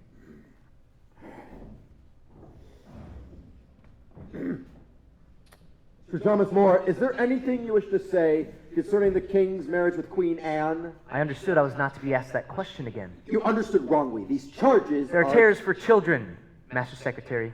Empty cupboards to frighten children in the dark. Not me. Yes. Very true, Sir Thomas. Very apt. In order to frighten a man, there must be something in the cupboard, must there not? Yes, and there is nothing in it. For the moment, there is this. I charge you with great ingratitude. I remind you of many benefits graciously given and ill received. I tell you that no king of England ever had, nor could have, so villainous a servant, nor so traitorous a subject as yourself. These words, Sir Thomas, are not mine, but the king's. Believe that. Yes, I can. I recognize the style. So I am brought here at last. Brought? You bring yourself to where you stand now. Yes, still in a sense, I was brought. Oh, I see. You may go home now for the present.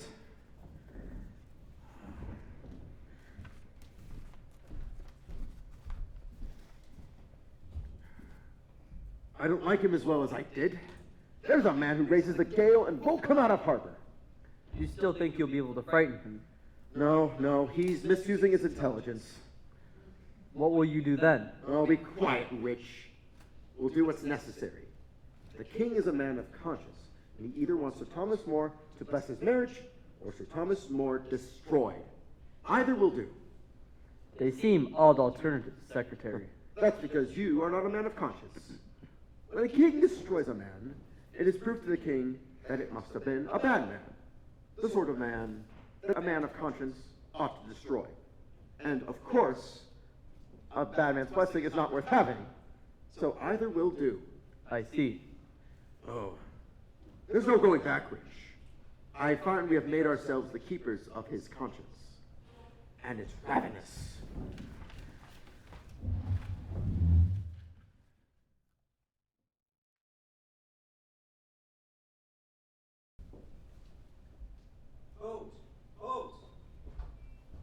Boatman? Oh, come along, it's not as bad as that. Boat! Howard, I can't get home. They won't bring me a boat. Do you blame them? Is it as bad as that? It's every bit as bad as that. Then it's good of you to be seen with me. I followed you.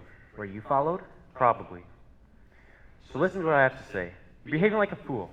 You're behaving like a crank. You're not behaving like a gentleman. All right, that means nothing to you. But what about your friends?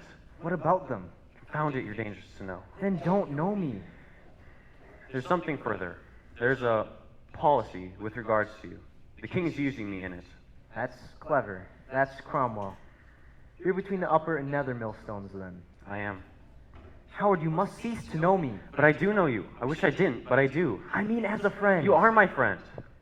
Howard, I can't relieve you of your obedience to the king. You must relieve yourself of our friendship.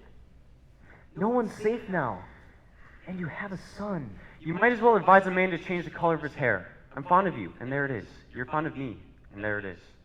What's to be done then? Give in. I can't. You might as well advise a man to change the color of his eyes. I can't. Our friendship's more mutable than that. Oh, that's immutable, is it?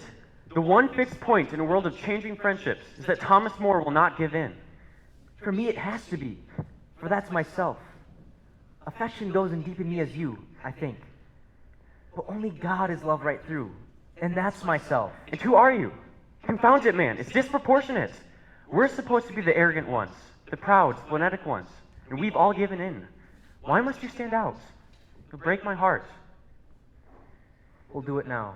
Part as friends and meet as strangers. Daft Thomas! Why do you try to take your friendship from me? For friendship's sake. You say we'll meet as strangers, yet every word you've said confirms our friendship. That can be remedied. Norfolk, you're a fool. You can't place a quarrel. You haven't the style. Hear me out. You and your class have given in, as you rightly call it, because the religion of this country means nothing to you one way or the other. Well, that's a foolish saying for a start. The nobility of The England has nobility always of England, been... my lord, would have snored through the Sermon on the Mount. Yet you labor like Thomas Aquinas over a rat dog's pedigree. What's the name of those distorted creatures you're breeding at the moment? An artificial quarrel's not a quarrel. Don't deceive yourself, my lord. We've had a quarrel since the day we've met. Our friendship was but sloth. You can be cruel and you've a mind to be, but I've always known that. What's the name of those dogs? Marsh mastiffs? Bog beagles? Water spaniels. And what would you do with the water spaniel that couldn't swim? You'd hang it. As a spaniel is to water, so is a man to himself. I will not give in because I oppose it. Not my pride, not my spleen, not any other of my appetites. But I do. I. Is there no single sinew in the midst of this that serves no appetite in Norfolk, but is just Norfolk? Give that some exercise, my lord. Father! As you stand, you'll go before your maker in very ill Now condition. steady, Thomas!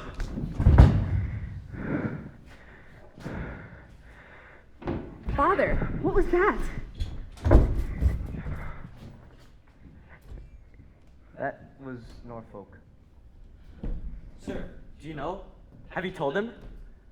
We've been looking for you, Father. There's to be a new act through Parliament, sir. An act? It's expected to be treason. Oh.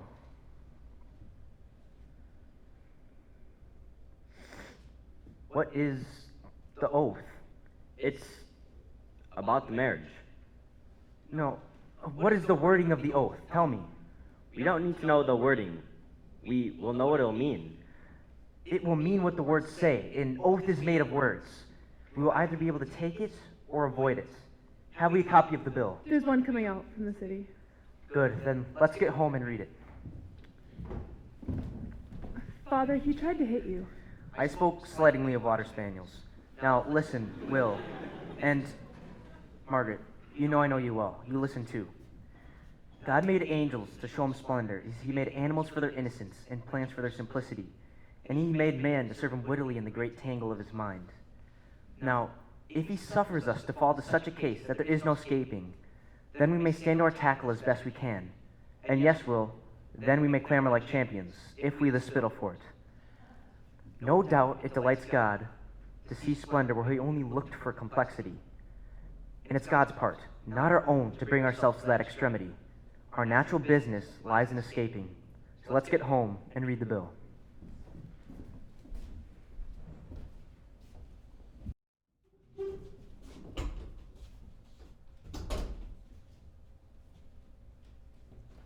Now look, I don't suppose anyone enjoyed it any more than he did.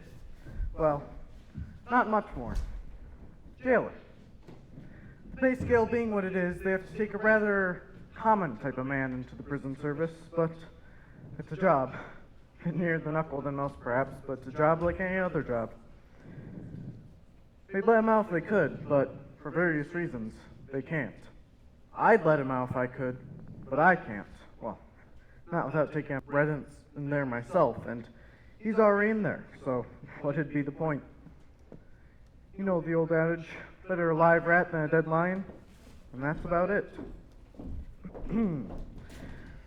With reference to the old adage, Thomas Cromwell was found guilty of high treason and executed on the 28th of July, 1540.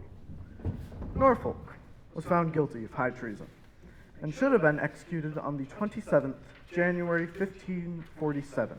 But on the night of the 26th January, the king died of syphilis and wasn't able to sign the warrant. Thomas Cranmer, Archbishop of Canterbury, that's the other one, was burned alive on the 21st March, 1556. Oh, Richard Rich became a knight and solicitor general, a baron and lord chancellor, and died in his bed. So did I, and so I hope will all of you. Oh, what again? Sorry, sir. What time is it? 1 o'clock, sir. Oh, this is iniquitous. Sir. All right. Who's there? Secretary, the Duke, and the Archbishop. I'm flattered.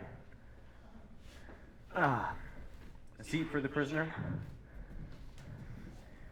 This is the 7th Commission to inquire into the case of Sir Thomas More, appointed by His Majesty's Council. Have you anything to say? No. Thank you. Mr. Secretary? Sir Thomas, do all the witnesses attend? Mr. Secretary? Sir. Come where you can hear. Nearer.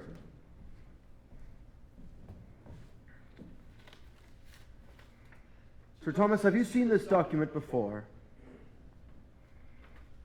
Many times. This is the Act of Succession. These are the names who have sworn to it. I have, as you say, seen it before. Will you swear to it? No. Thomas, we must know Your plainly... Grace, please! Master Cromwell! I beg your Grace's pardon.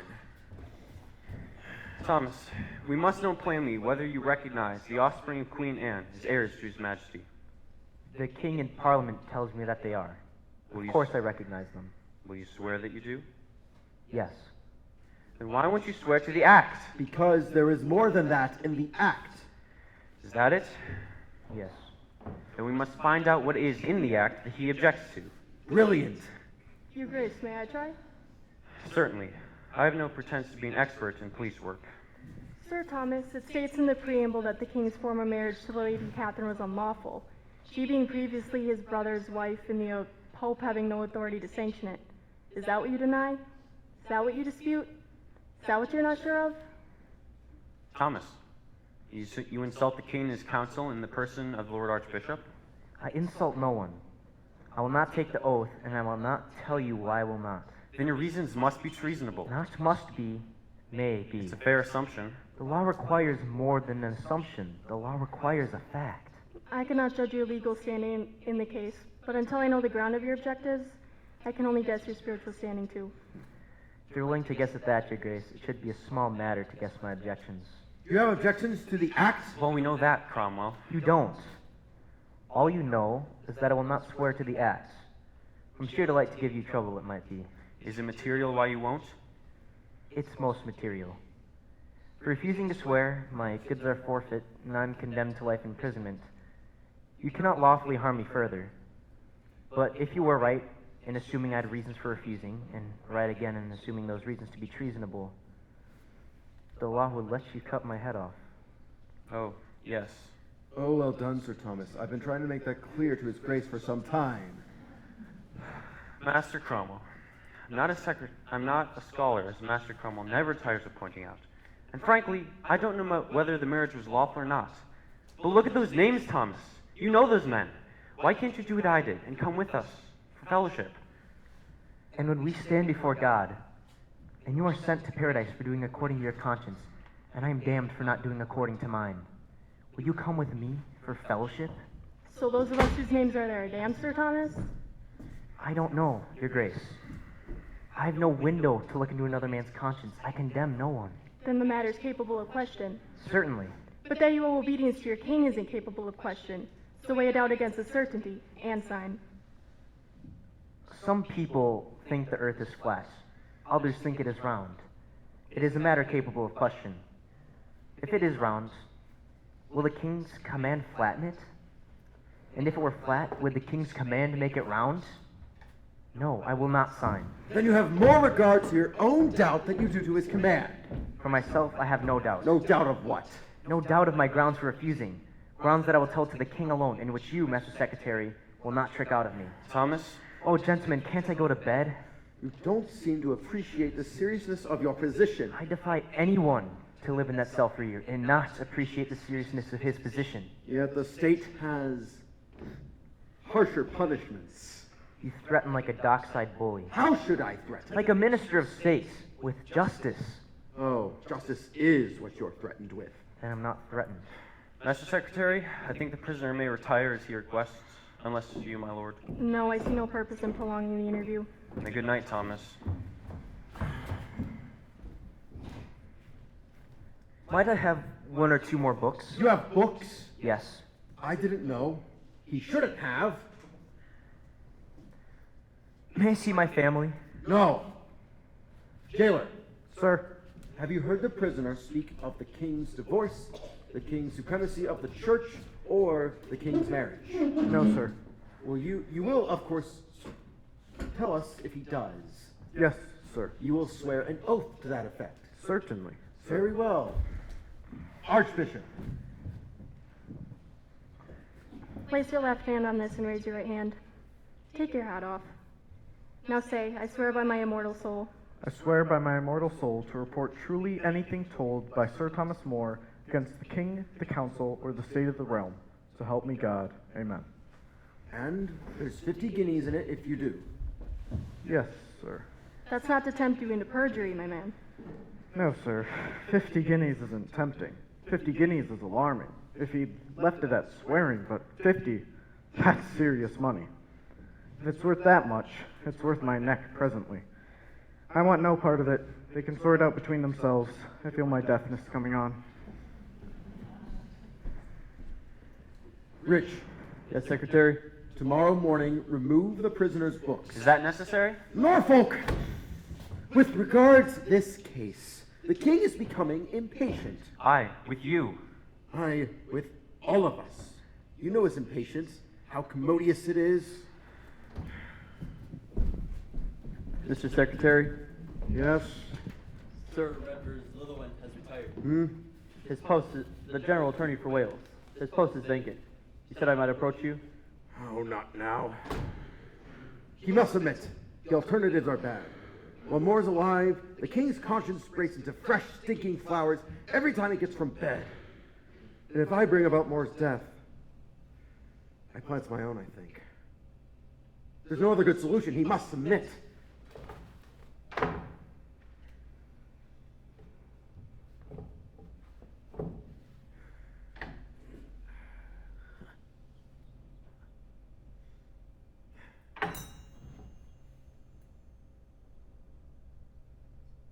No, the king will not allow it. We'll have to find some gentler way.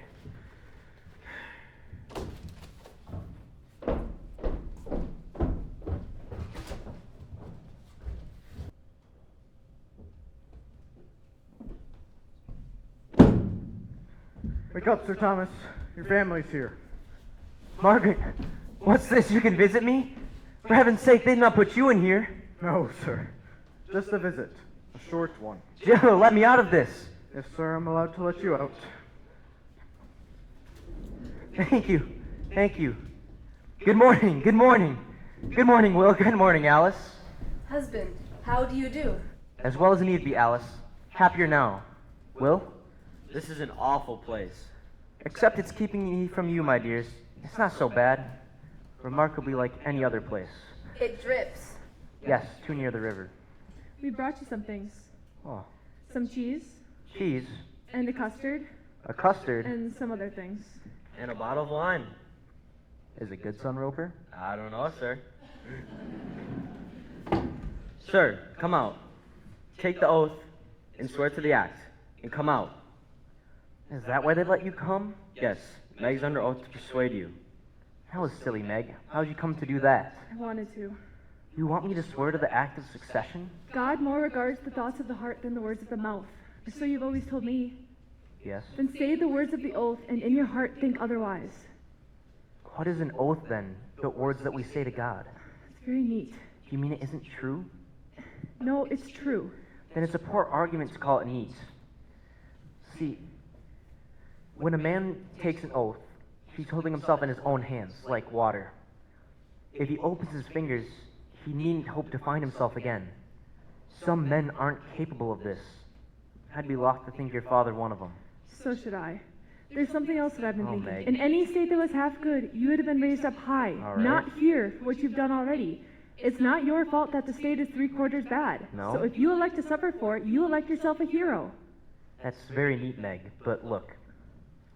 If we lived in a state where virtue is profitable, common sense would make us good, and greed would make us saintly. And we'd live like animals or angels in a happy land that needs no heroes. But since in fact we see that avarice, pride, anger, envy, sloth, greed, and stupidity profit far beyond humility, chastity, justice, fortitude, and thought, and we have to choose to be human at all, why, we must stand fast a little, even at the risk of being heroes. But in reason, can't you have done as much as God can reasonably want? Well, finally, it isn't a matter of reason, it's a matter of love. So you're content then to be shut up here with the mice and rats when you might be at home with us? If they'd open a crack that wide, I'd be through it like a bird. Well, has he run out of apples? I haven't yet told you what the house is like without Don't, you. Meg. What we do in the evenings now that you're not there. Meg, we stand in the have dark done. because we have no candles, and we have no talk because we're wondering what they're doing to you here. The king is more merciful than you. He doesn't use the rack. 2 minutes to go, sir. I thought you'd like to know. 2 minutes? Till 7 o'clock, sir. Sorry, 2 minutes. Jailer, Will, go to him. Talk to him. Keep him occupied. How, sir? Anyhow, have you got any money? Yes. And take this. And mind you share it. Do it properly, Will. No. Don't try and bribe him. Let him play for it. He's got a pair of dice. Just go talk to him. You understand? Yes. Now listen, you must leave the country. You all must leave the country. And leave you here? It makes no difference. They won't let me see you again. You must all leave on the same day. Different boats from different ports. After the trial, then. There's to be no trial. They have no case. Do this for me, I beseech you. Yes. Alice. Alice, I command it. Right. This is splendid. I know who packed this. I packed it. Yes, you still make superlative custard, Alice. Do I? That's a nice dress you have on. It's my cooking dress. It's very nice anyway. Nice color. Oh, you think very little of me. I know I'm a fool, but I'm no such fool as at this time to lamenting for my dresses, or trolls complimenting me on my custard. I'm well rebuked. No. I'm faint when I think of the worst that they'll do to me. But worse would be for you to go and not understand why I go. I don't. Alice, if you tell me that you understand, I think I can make a good death if I have to. Your death's no good to me. Alice, you must tell me that you understand. I don't. I don't believe this had to happen. If you tell me that, I don't see how I'm to face it. Well, it's the truth. You're an honest woman. Much good may it do to me. I'll tell you what I'm afraid of. That when you've gone, I shall hate you for it. Well, you mustn't, Alice. That's all.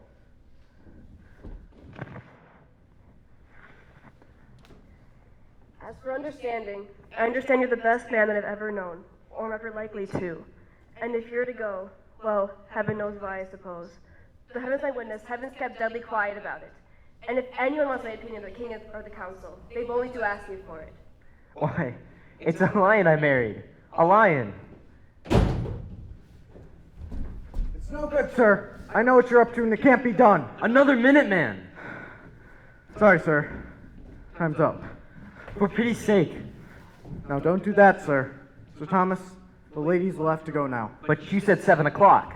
It's 7 now, sir. You must understand my position. One more minute, Only a little man. while. Give us a little while. Now, miss, you don't want to get me into trouble. Do as you're told. Be off at once. Now, come along, miss. You get your father as well as me into trouble. Are you obstructing me, sir? Now, my lady, no trouble. Don't put your muddy hands on me. Am I to call the guards, then? Then come on!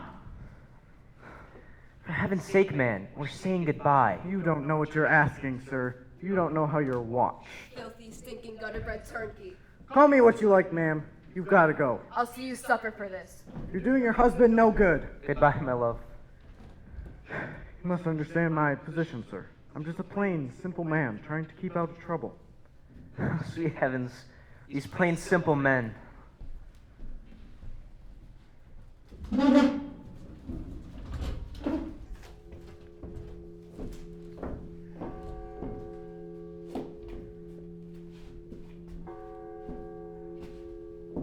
An Englishman can behold without awe the canvas and the rigging of the law. Forbidden here the galley master's whip, hearts of oak and the law's great ship. Where are you going? I've finished here, sir. You are the foreman of the jury. Oh, no, sir. You are John Dauncey, a general dealer. Yes, sir. Foreman of the jury. Does the cap fit?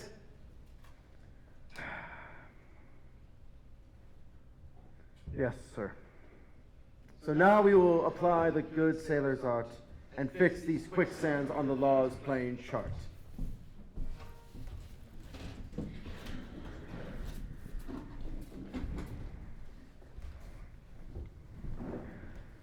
Sir Thomas More, you've been called before us here at the Hall of Westminster on a charge of high treason.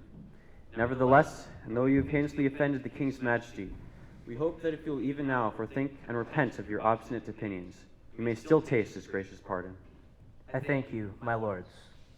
Howbeit, I make a petition to Almighty God, that he may keep me in this, my honest mind, to the last hour that I shall live. As for the matters you charge me with, I fear from my present weakness that neither my wit nor my memory will serve to make sufficient answers. I shall be glad to sit down. Be seated. Master Secretary Cromwell, have you the charge? I have, my lord. Then read the charge. That you did conspire traitorously and maliciously to deny and deprive our liege, Lord Henry, of his undoubted title, Supreme Head of the Church of England. I've never denied this title. You denied the oath tendered to you at the Tower and elsewhere. Silence is not denial.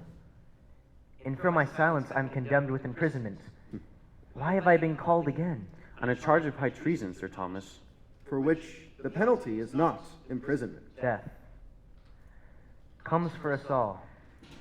Yes, even for kings he comes, who amidst all their royalty and brute strength will neither make kneel, nor show any reverence, nor pleasantly desire him to come forth, but will roughly grab him by the breast and shake him till he be stark dead, causing him to be buried in a pit, and sending him to judgment, whereof his success is uncertain.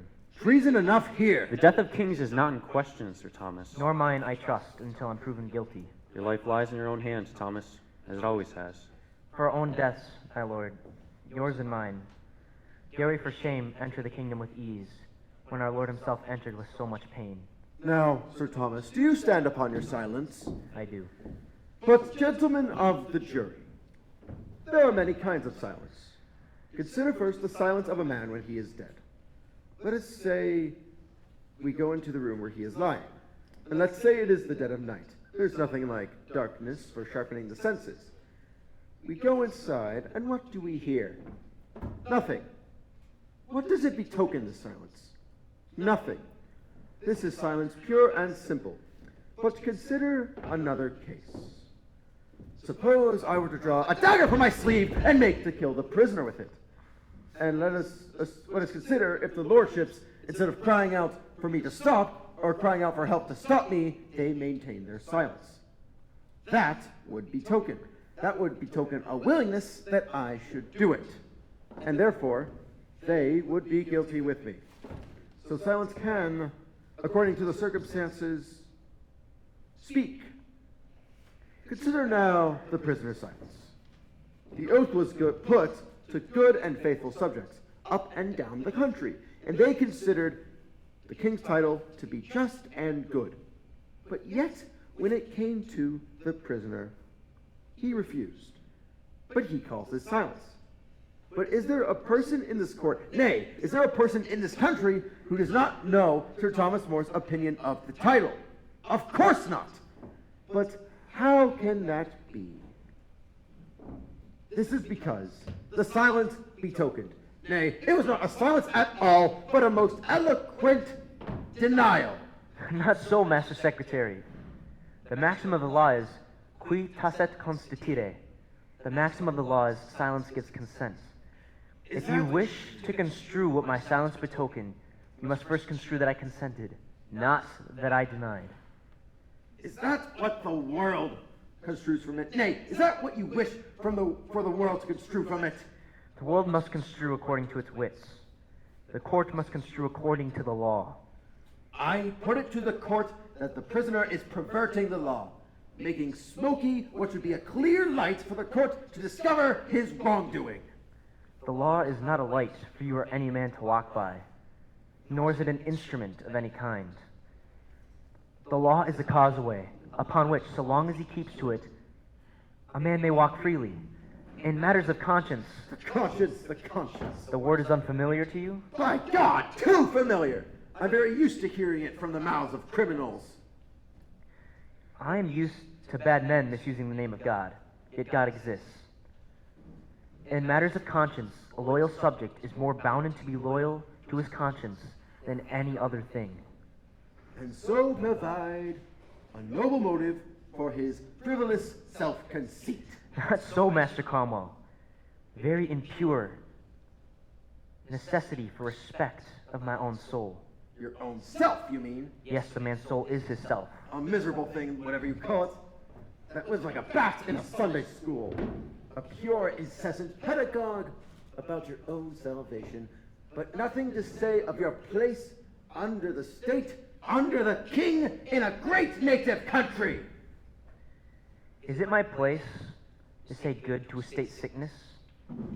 Can I help the king by telling him lies when he asks for truth? Will you help England by populating her with liars? My lords, I wish to call Sir Richard Rich. I do solemnly swear. I do solemnly swear that the evidence I give to the council shall be the truth, the whole truth, and nothing but the truth. So help me God, Sir Richard. So help me God. Take your stand there, Sir Richard. Now, Rich, at the 12th of March, you were at the tower. I was. For what purpose? I was sent to carry away the prisoner's books. Did you speak with the prisoner? Yes.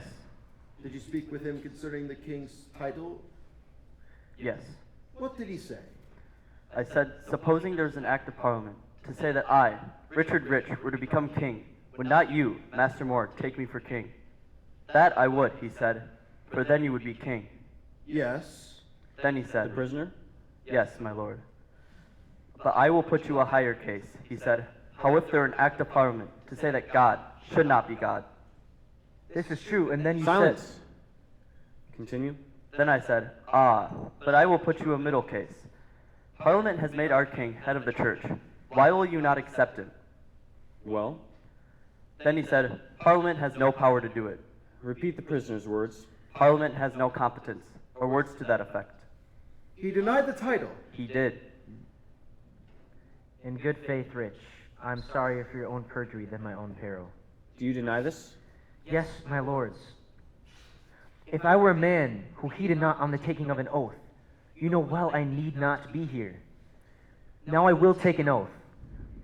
If what Master Rich has said is true, then I pray I may never see God in the face, which I would not say, be it for anything else on earth. This is not evidence. Is it probable? Is it probable that after so long a silence on this, the very point sought of me, that I should open my mind to a man such as that? There were two other men, Southwell and Palmer. Ah. Unfortunately, Sir Richard Southwell and Master Palmer are both in Ireland on the king's business. It has no bearing. I have the deposition here that states that Richard Southwell and Master Palmer, being busy with the prisoner's books, according to their own admission, they did not hear what was said. If I had in fact said this, is it not obvious you would have instantly called these men to witness? Richard, have you anything to add? Nothing, Secretary. Sir Thomas? To what purpose? I am a dead man.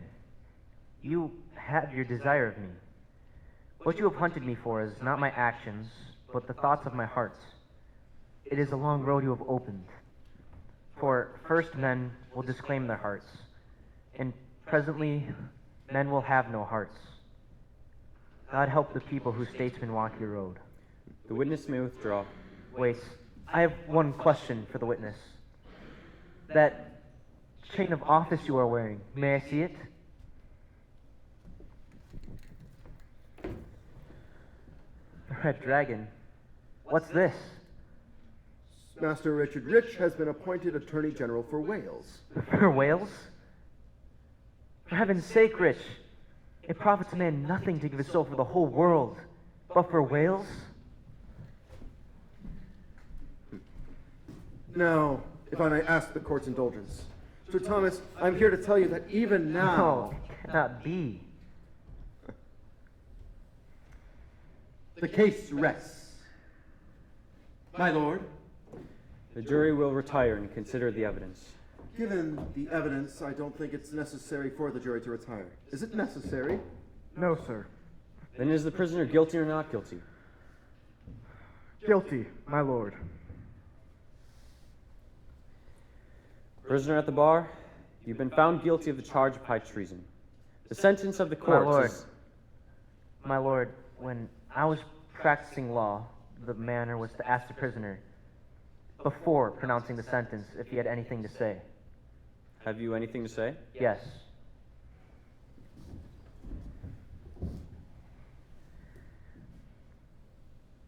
To avoid this, I've taken every path my winding wits could find. Now that the court has determined to condemn me, God knoweth how, I'll discharge my mind concerning the indictment on the king's title. The indictment is grounded in an act of parliament which is directly repugnant to the law of God. The king cannot bestow supremacy over the church because that is a spiritual supremacy. And more to this, the immunity of the church is promised both in Magna Carta and the king's own coronation oath. So we plainly see that you are malicious. Not so, Master Secretary. I am the king's true subject. I pray for him in all the realm. I do none harm. I say none harm. I think none harm. And if that be not enough to keep a man alive today, I long not to live. I have, since I came into prison, been in several times in such a case where I thought I would die within the hour. And I thank our Lord, I was never sorry for it, but sorrier when it passed. Now my poor body is at the king's pleasure. Would God my death might do him some good. However, it is not for the king's supremacy for which you have sought my blood, but because I would not bend to the marriage. Prisoner at the bar, you've been found guilty of the charge of high treason. The sentence of the court is that you shall be taken from this court to the tower, and from thence to the place of execution, where your head shall be stricken from your body. And may God have mercy on your soul.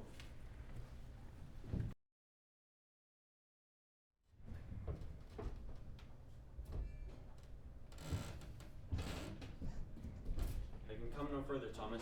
Here, drink this. My master had easel and gall, not wine given him to drink. Let me be going. Father.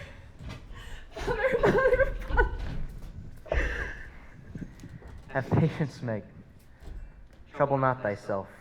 Death comes for us all. Yes, even at our birth. Even at our birth, death does but just stand a little aside, and every day looks towards us and muses whether that day or the next he will draw nigh. It is the way of nature and the act of God. You have long known the secrets of my heart.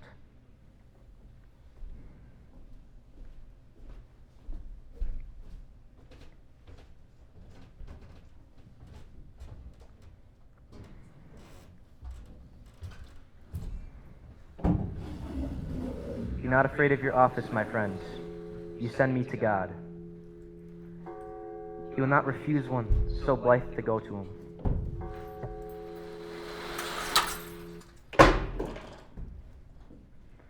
Behold, the head of a traitor.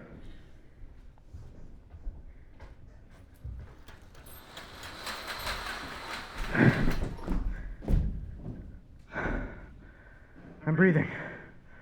Are you breathing too? It's nice, isn't it? It isn't difficult to keep alive, friends. Just don't make trouble. Or, if you must make trouble, make the sort of trouble that's expected. Well, I don't need to tell you that. Good night, friends. We should bump into one another. Recognize me.